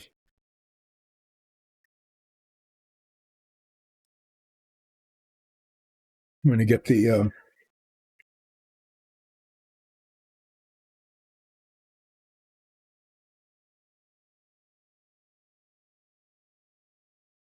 Uh-huh. The radio voice of the head scientist. Okay. I'm going to get the piece to see if it turned out okay.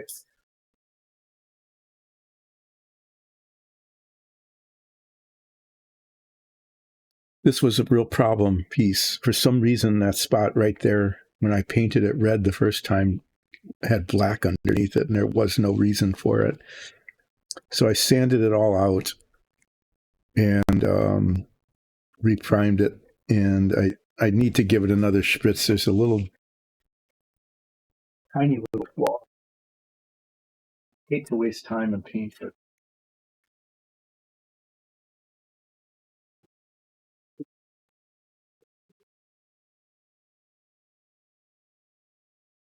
Mask that.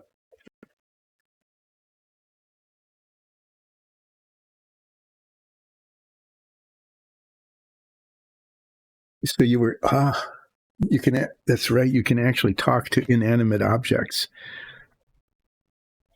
I know our bard Nines really likes to talk with dead. We've never really. I think once we actually got useful information, but why not? What could be more fun than talking to a corpse of something?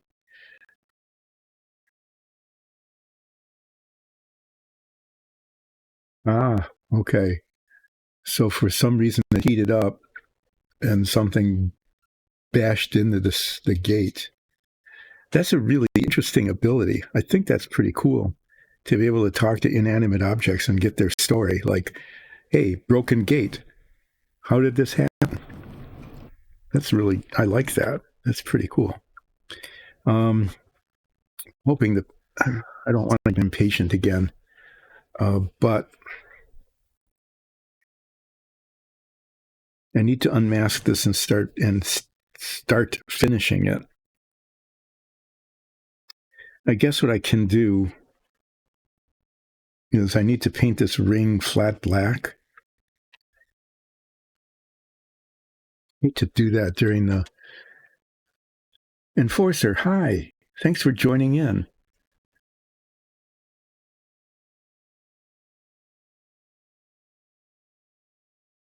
Okay, so you got in through the gate and a new follow. Thanks so much. Everybody's joining in now, and I really need to take a break. I'm going to let you continue to look at this because it came out okay after 2 iterations of painting, unpainting, and repainting. It came out okay, but okay. The Shadow Mage was able to do that. I'm going to be back in like 2 minutes, but I will be much more comfortable than I am now.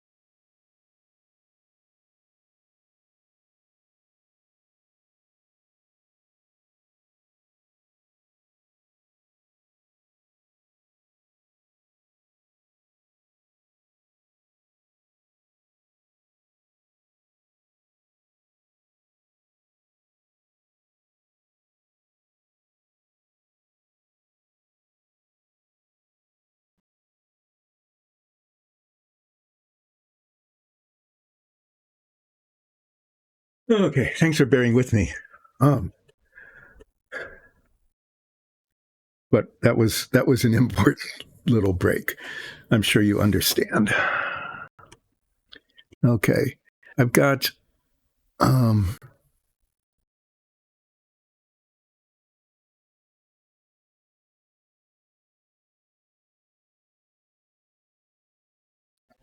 okay, so I'm glad that things are coming back together for you, Enforcer.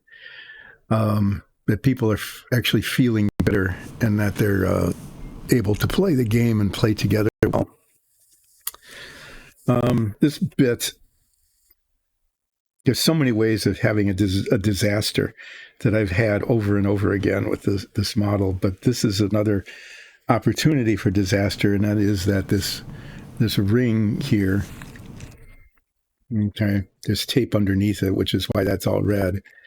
This ring is the surround for the cockpit, and that needs to be painted flat black, and it needs to have a beautiful edge all around it without the black paint getting on the red. And so,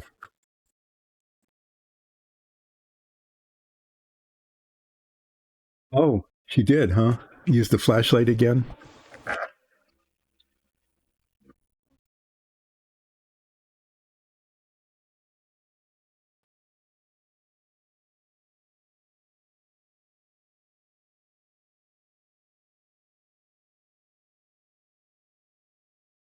I'm going to attempt to do this because it needs to be done.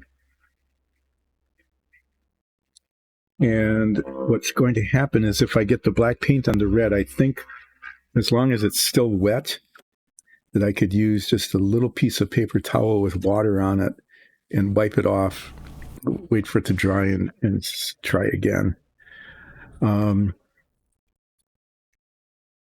yeah, there's so many ways to get things messed up. If I were really, really good at building models and painting, I wouldn't be as worried about it. But you know, eye hand coordination, not just eye hand coordination, but eyes working and hands working. At a certain point in your life, you go, oh, it's still working. That's pretty amazing. And that's, to be honest, that's where I am. So I'm going to try to do with this is hold the brush at a specific angle. And I'm not going to try to get the paint all the way to the bottom of the ring. I want it far enough down so that it looks okay. This is one of those things where, depending on the angle, it looks like it's gone.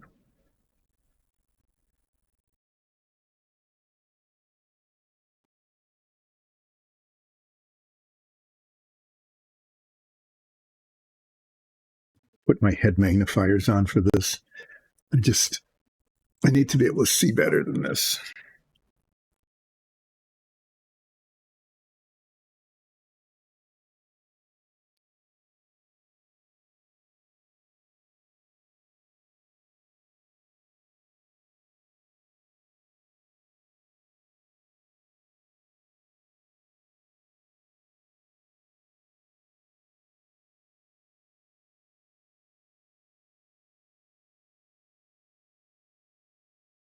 I'm going to apologize to the people in chat that I'm going to be really intent on this because this is a highly visible part of the model, and I don't want to make a mess of it. So I'm going to be focused, literally vision focused, as well as attention focused.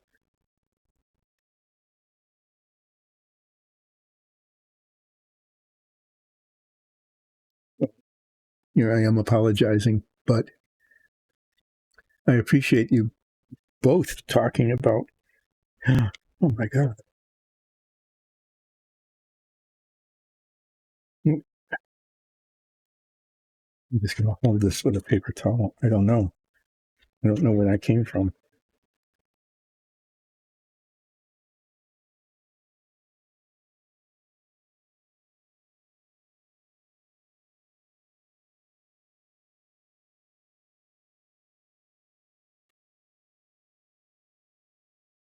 It's on screen. Yep, here. It's an elaborate backstory.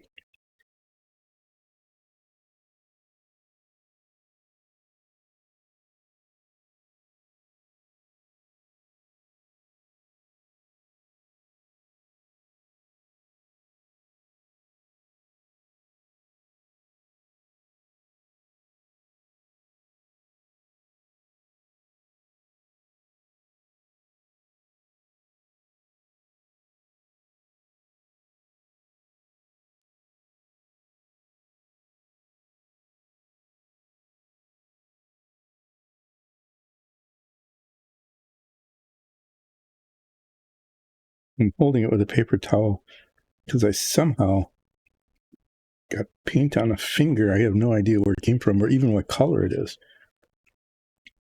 Not something I was using. It looks like maybe some of the wash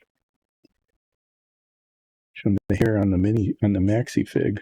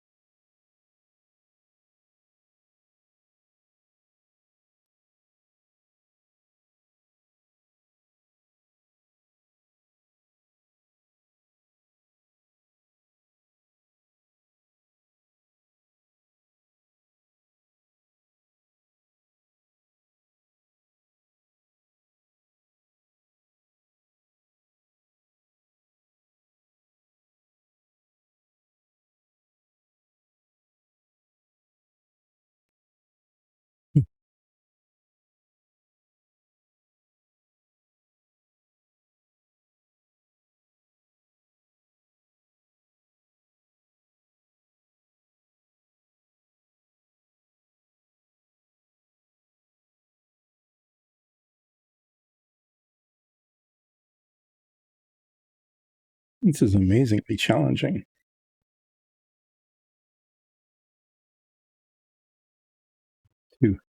I'm starting to tighten up a little bit.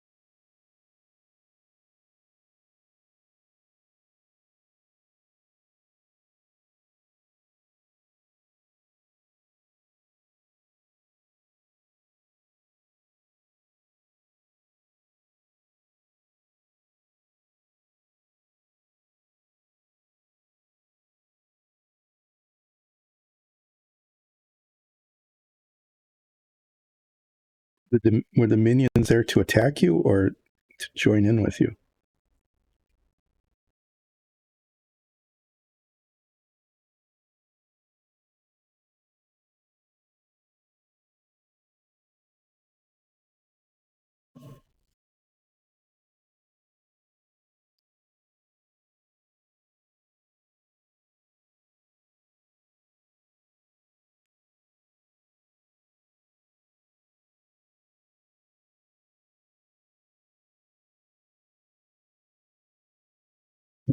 Oh, shit.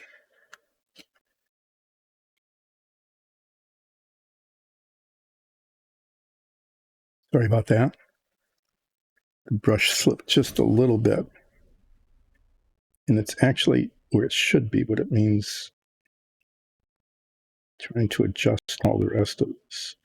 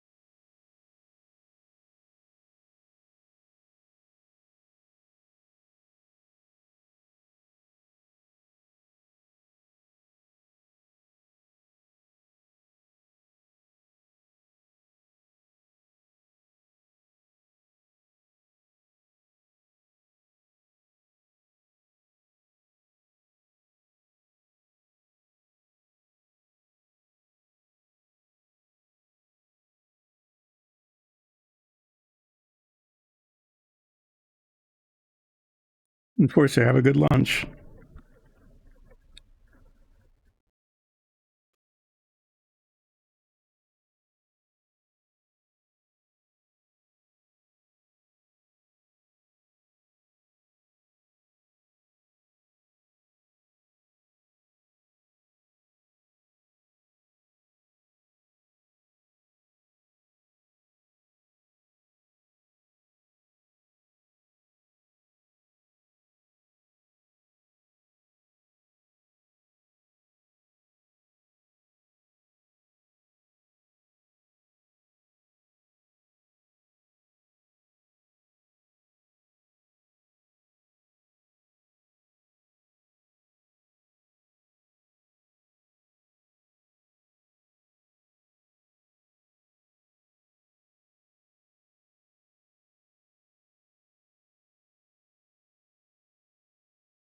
You know, the monologue stopped there as I was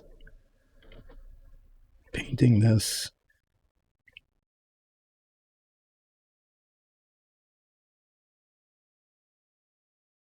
Paint the inside of it. It looks.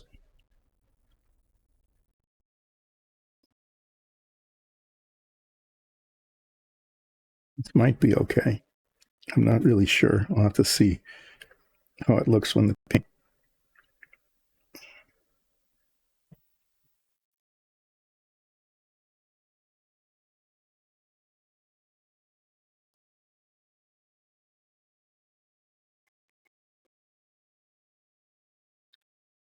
I have to see what it looks like without the head magnifiers. With the head magnifiers, it looks not great, but it's not bad.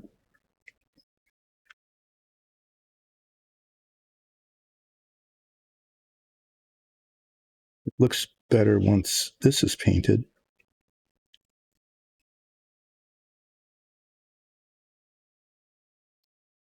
Since then, the rim of it.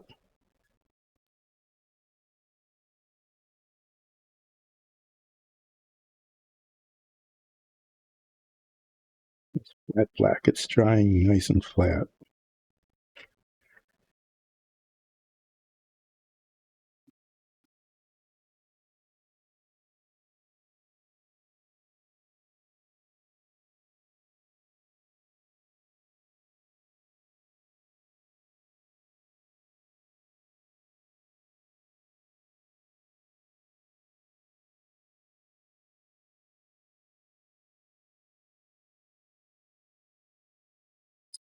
You know, I'm gonna have to say that it came out okay.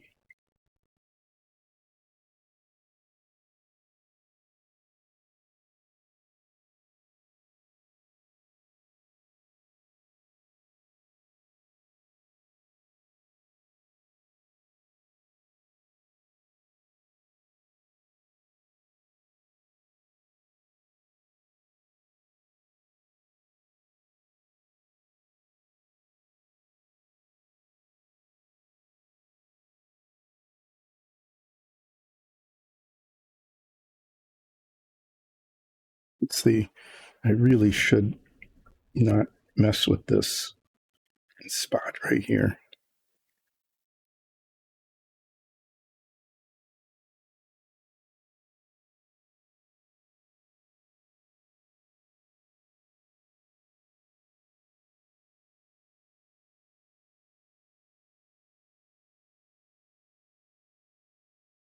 You know, it's just some unevenness, but I really can't do any better. You know, and when you go, I can't do any better, it's time to let it go.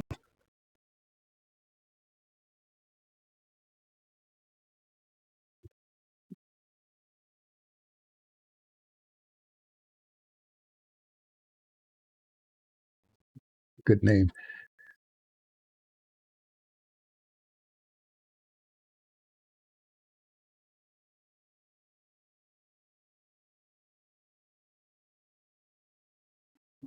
Guess no.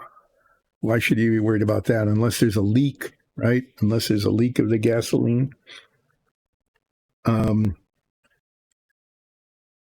It's most in real life. portable generators, the kind that are, relatively small, that can power, it'll keep your refrigerator and some lights on and maybe your furnace even running if you've got a gas furnace and it doesn't require much electricity. Usually those are gasoline powered. Really big ones, like helping a hospital run or something, are gigantic diesel engines, more powerful than the ones in trucks even, or about the same kind of thing. I know this looks pretty scabby here. I painted down to the tape. Okay, so when the tape comes off, that will be, all those blobs will disappear. What I was mainly concerned about was the outside perimeter, and to the unaided eye, I think I did that as well as I can. And so that part is done, and the next part is to unmask this and see what it looks like on the inside.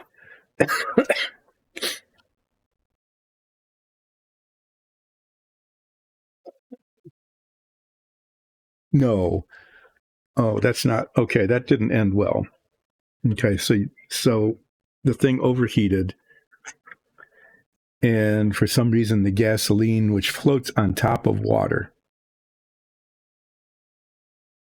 that's really great. So maybe the sprinkler pipes came on because it was overheating, and now you've got gasoline floating on top of water, spreading all over the place.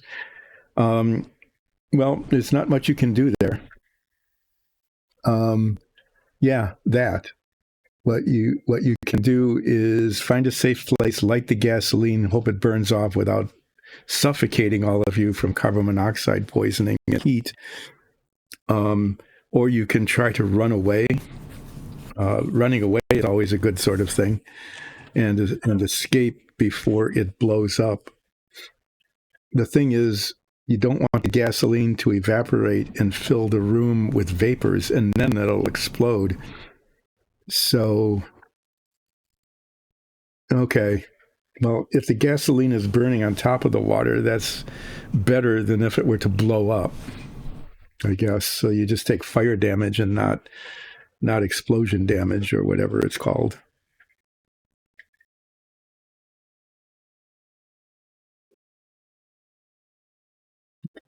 Getting a bit impatient here, but I'm not going to pull that tape off yet because that black paint might not be dry, but I think I can pull off the rest of this.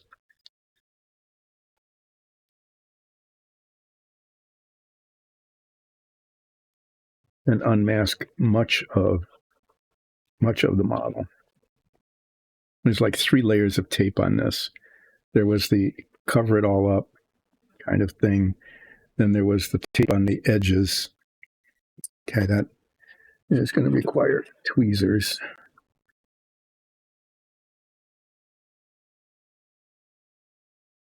Okay. That's how it all happened. That's the backstory. That makes a lot of sense.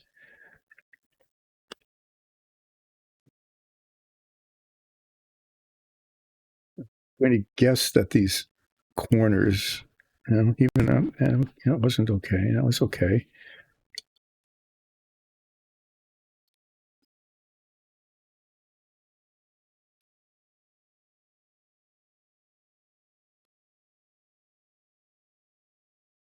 I need a little bit of brown touching up right in here.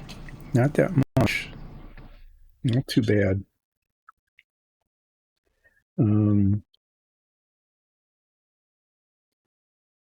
Take these off. These are where the vertical stabilizer attaches. That was okay. How'd the gun ports do? Trying to get the tape off without scratching paint underneath.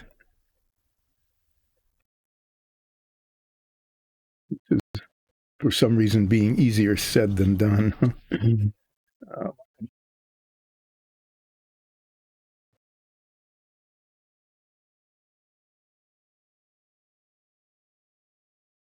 Came out okay.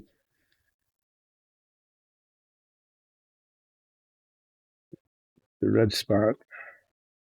Maybe, I don't know if that needs touching up or not. It seems mostly okay. This is where I had a lot of leakage from the inside to the outside all around this attachment point here.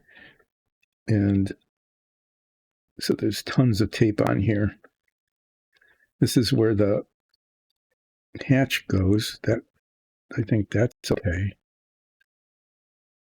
These little bits of tape. Spent a lot of time putting this on, didn't I?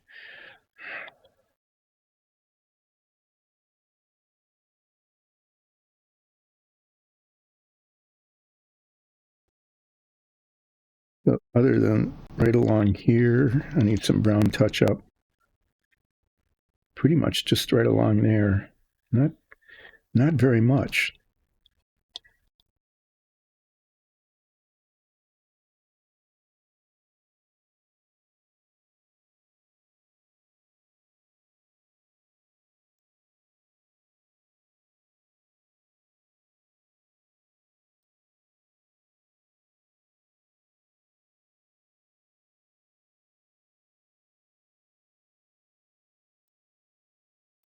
Being really just trying to focus on this. And oh yeah, there's these little holes here. I was wondering, why is this little piece of tape here? It's because there's little holes there that as attachment point for the canopy and for the gun sight. And I needed to cover those up. Otherwise, red paint would have come in through the little holes. And as it is, I've got a little red dot on the tape.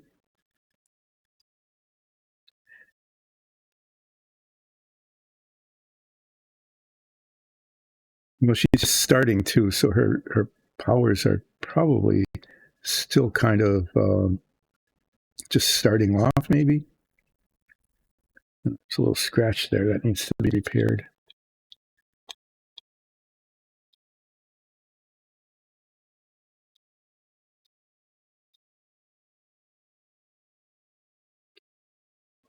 Being a lot of touching up needed. I am not going to take that off yet. That's where the black paint was. And I'm not going to take that off because the black paint might not be dry yet.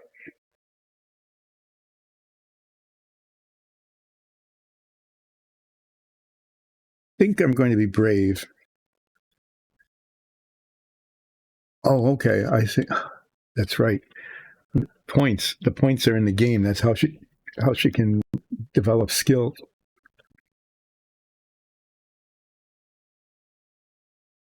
So your flashlight doll is going to become somewhat sentient. That's interesting. How are we doing on time? Half an hour yet? Okay. Remember which color. And then there's a little scratch mark there that needs to be touched up. I'm not sure what that is. It looks almost like metallic paint got on it. That's a flaw from before. And then just a little bit of touching up right along the edge here where the red paint got in. But otherwise, there's hardly, it's almost all really good.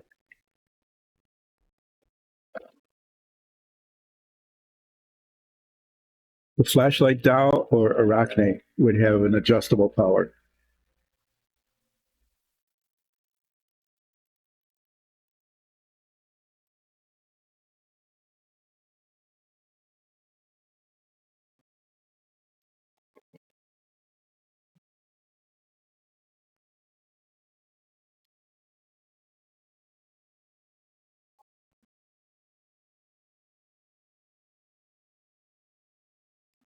This, I don't know what that's about or why it's there.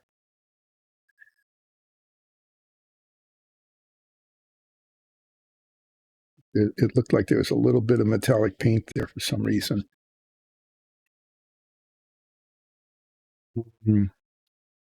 So I want to do this touch up without messing it up.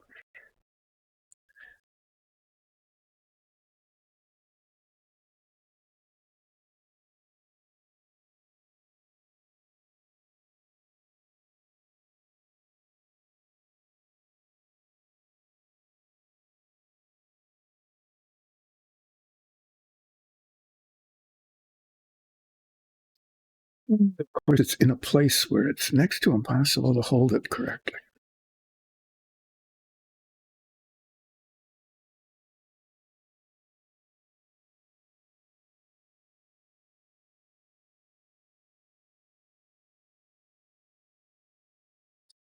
Sorry, I'm going silent here as I'm doing this little bit of touch up.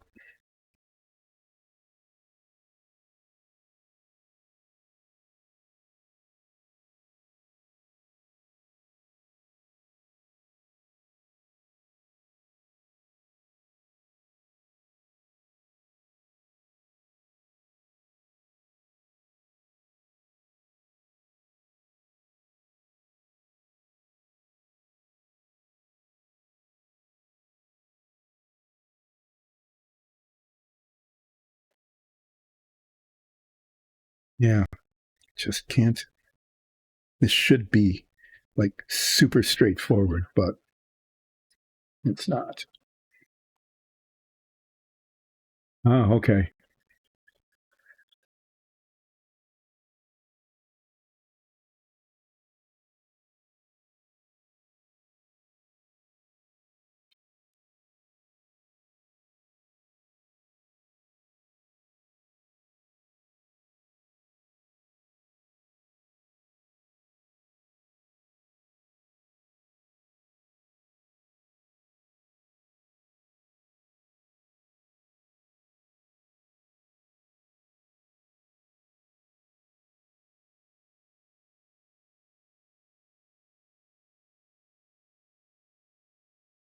I don't know. Suddenly that looked better than it looked before.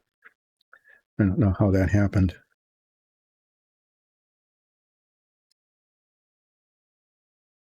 Technically, this thin red line here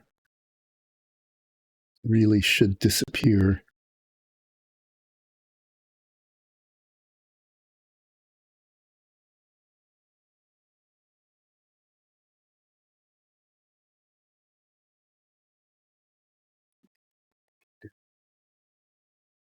To minimize its existence.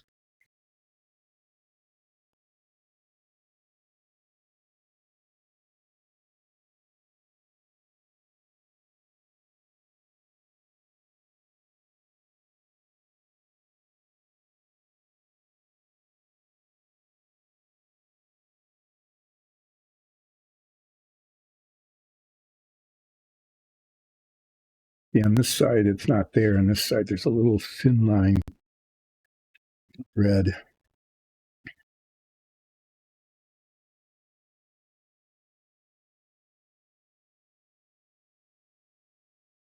Two sides might just have to be slightly different from each other.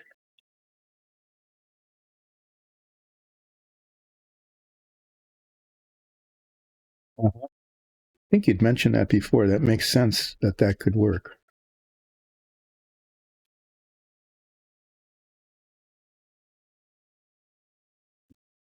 A really good brush is getting screwed up here.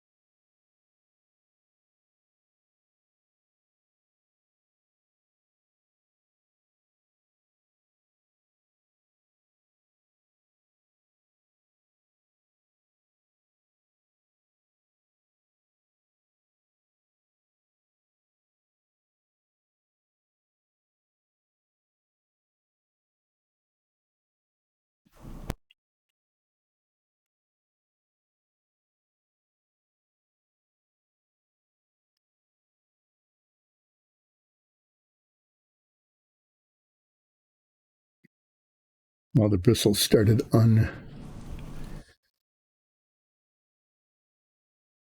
feet. That's a long distance, though.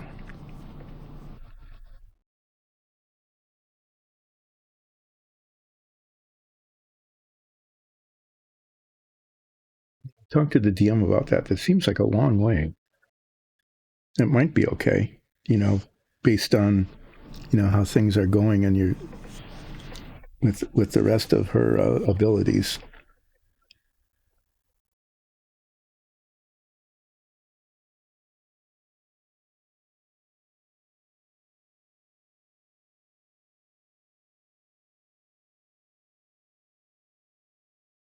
Try to leave that alone and hope for the best. Okay.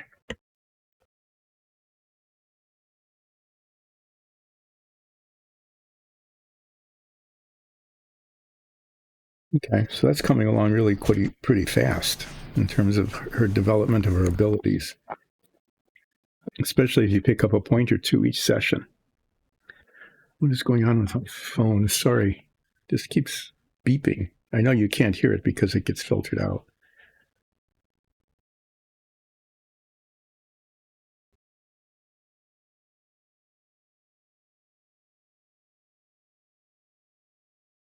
Yeah, someone tried to call my phone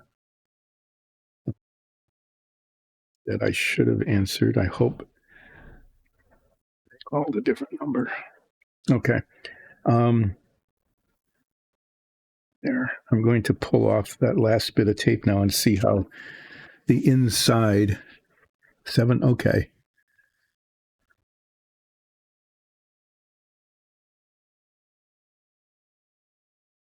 So who's determining how many points things cost? Is the DM deciding that, or is there a set of rules that determines that? Because I'm not familiar with this particular method of play.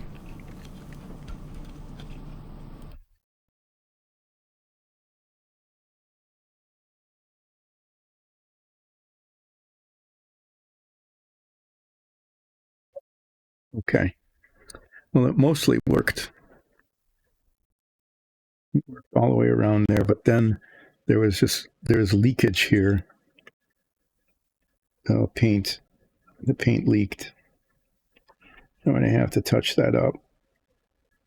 I'm going to actually have to try to get some of that off. And then paint it over. The paint's not quite dry yet.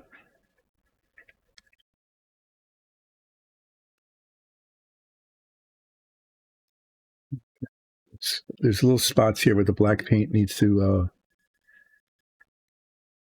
Oh, okay. I was wondering, so that you're playing through the rule book, it sets the number of points that are necessary. Yeah, that's good. That keeps it from becoming just an arbitrary thing.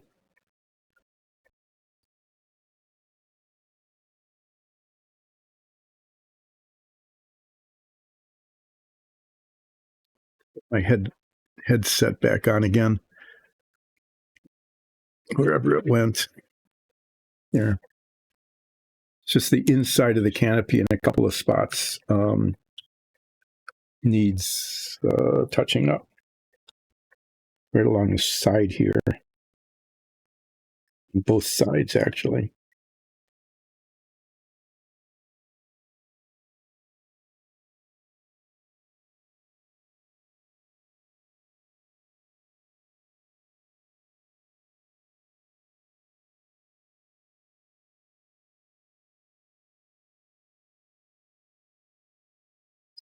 And then some of it leaked on the inside,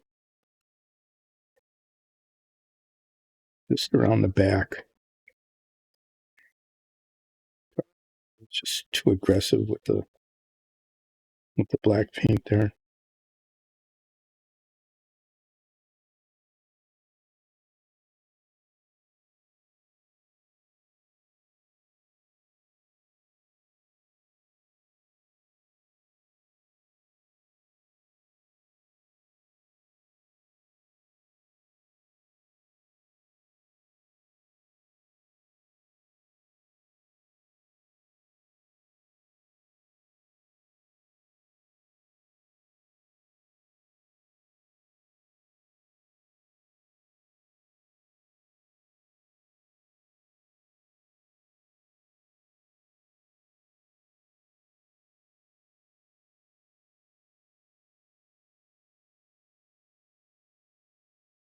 Trying to get a nice smooth edge on a place where the paint, the plastic is not uniform.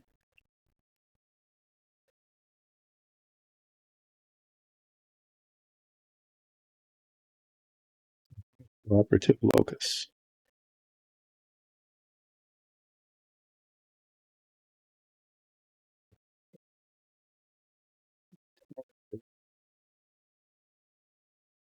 Only bit here, but it won't go.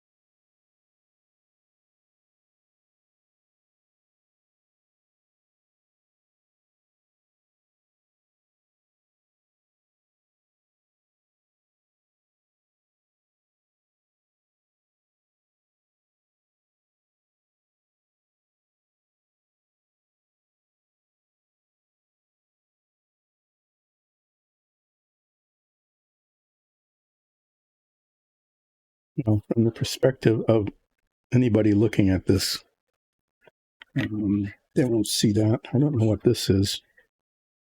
A little bit of hair. Okay, so that looks okay, except for the little bits of debris that are sticking out here.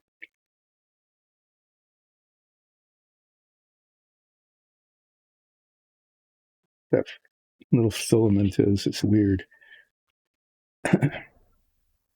Oh, tape maybe? So just, this is pretty good, except right here, right in the back, there's this blob of paint that came through that I need to touch up with the yellow color.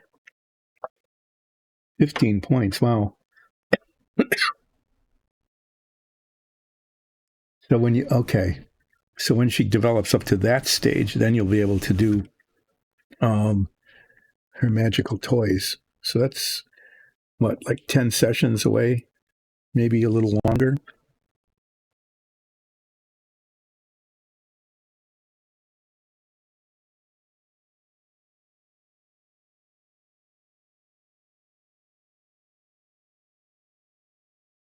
Trying to scrape away a little bit of the black paint so that I get a smooth surface. Maybe I can come really close to fixing the problem by just getting rid of the black paint.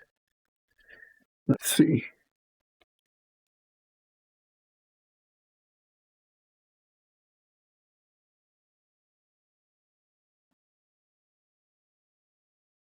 Probably not.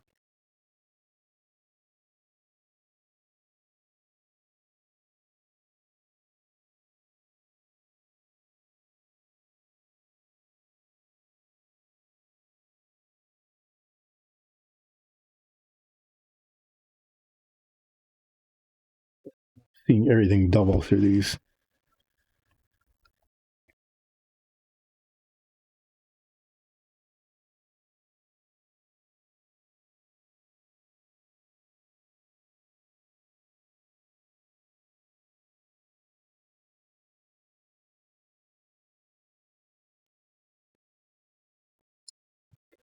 I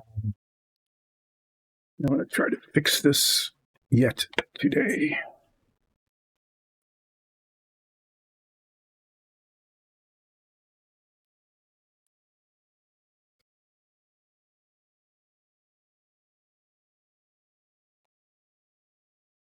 Okay.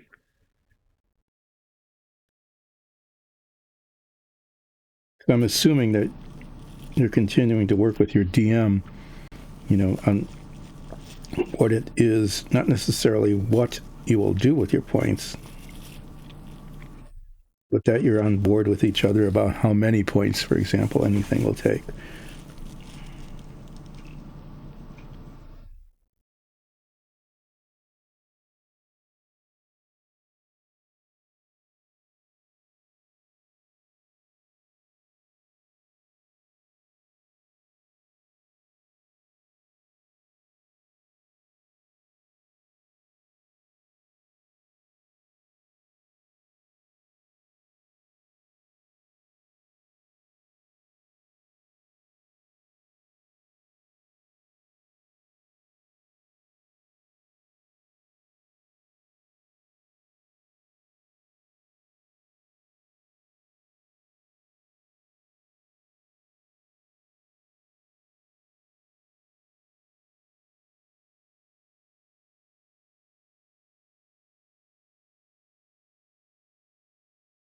I think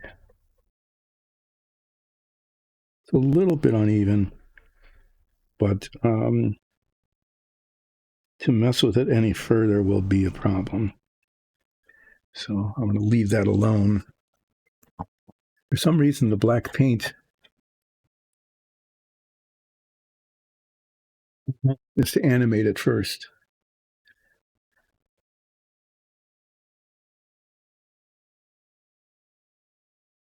Can't really see it, but for some reason, the black paint has some rough edges. There's like little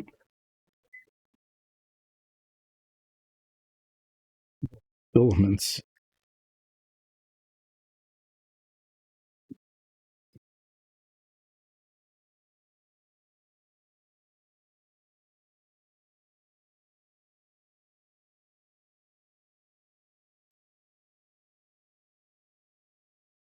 Then again, it's, rubber. Okay, this is going to go in the done box now. I think that would be a fitting end to the stream. The fitting end is the mess I made. I have really, really piled up stuff here today. It's gotten very much out of hand. But I can put the fuselage. This is the celebration of the end of the stream today, is putting the fuselage, which has been a source of great consternation ever since I dropped it. But now it looks okay. It looks okay on the outside. The ring actually turned out okay. It looks good on the inside. And pretty much, I think this is going to go in the done box. So let me go over and get it. Oh, sorry. Yeah, that was me groaning because my leg fell asleep. The way I was sitting.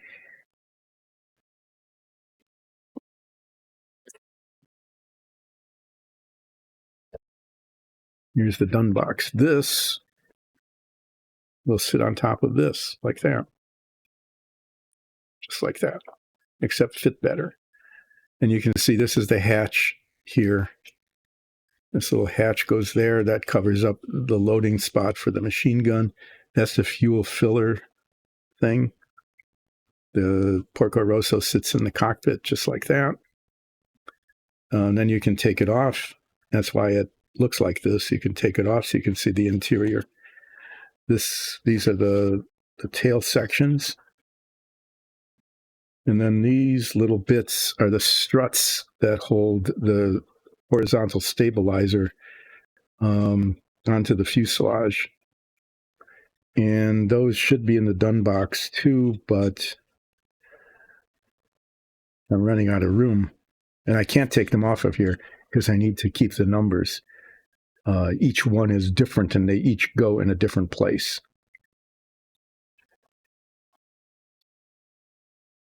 We got the engine, the maintenance access hatches for the engine, the cart that it sits on, the little floats. The floats came out okay. Those get to attach to the wing if I get the wing painted. progress on this. There isn't too much more I can do at the moment, other than assemble the tail assembly. That's a thing in itself. I have to unmask that thing that I just repainted. I'll do that on Friday. I think there's a chance that I won't be streaming Friday. No, I'm gonna do what I can. I'm gonna stream at least part of the stream on Friday.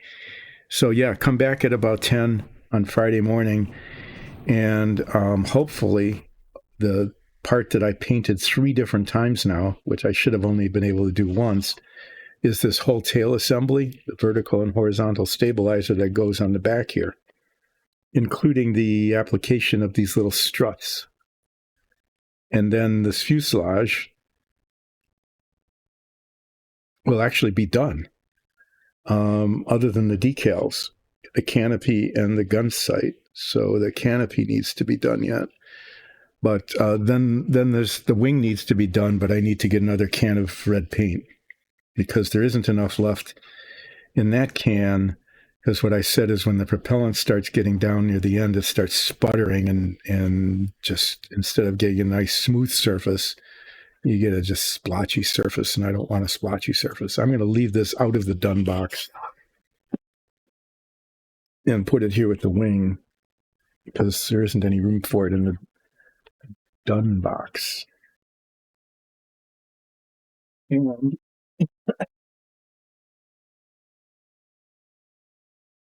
still not perfect, but it's better. I don't know if I told you the story, but the bottom of this right here had a big black spot on it. I don't know why. When I painted it, it had a big black spot. And so I've had to repaint it now a couple of times. So this is going to go here. And on Friday, I'll be unmasking this, hopefully not having to do any impossible touch-up on it. And as far as the Savoia goes, it's the assembly of the tail section. And that hopefully will not take the entire stream, although you never know with those tiny little struts that need to be attached. Thank you. I hope you can join in and watch me maybe be very happy about how the tail turned out or very, very sad about how it turned out. And then I'm going to just continue working on my maxi fig here. The next phase, I'm going to finish painting the sword.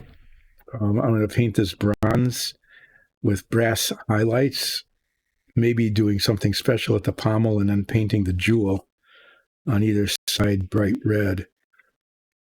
So yeah, I think on Friday I'll be working on the tail of the Savoia. That should be fun. And finishing the sword on this, and then starting to base coat the armor. It's all going to be painted gloss green, really. And what I really should do is I really need to get to the hobby store and get some new brushes. Okay, because this last one is kind of starting to wear out, and get some good bottle of gloss green paint if they've got it. Okay, there's this dark green, which is not too bad, but there's also a gloss green, which is this color that I want for the armor. And then I'm going to try to do some sort of highlighting on it. I don't know, with washes or something. I have some green speed paint, but I think it's too bright for this. Although I might experiment with it a little bit as just kind of a wash, as a highlighter, as opposed to a base, a primary coat. I'll leave this guy sitting here. You can see that something's being done with this. I'll be back on Friday at more or less 10, and we'll continue to work on the Savoia. It's getting really close to being done. I just need another can of red spray paint and some brushes, and I need to mask the canopy, the windshield. Thanks, everybody. Be sure to watch our Dungeons and Dragons show. I'm going to keep nagging you until everybody is a regular watcher of our D&D show. Thanks for the follows. Thanks for being a subscriber on YouTube. And if you want to, you can always go to patreon.com/DiceAndDungeons and become a patron. Aman, thanks for joining in. Enforcer, I know you were here earlier. I continue to look forward to hear about your character development. And I'd like to hear more about how Arachne is interacting with the other players' characters, not the players, but the characters as well. So I'll see you all on Friday. Take care. See you then.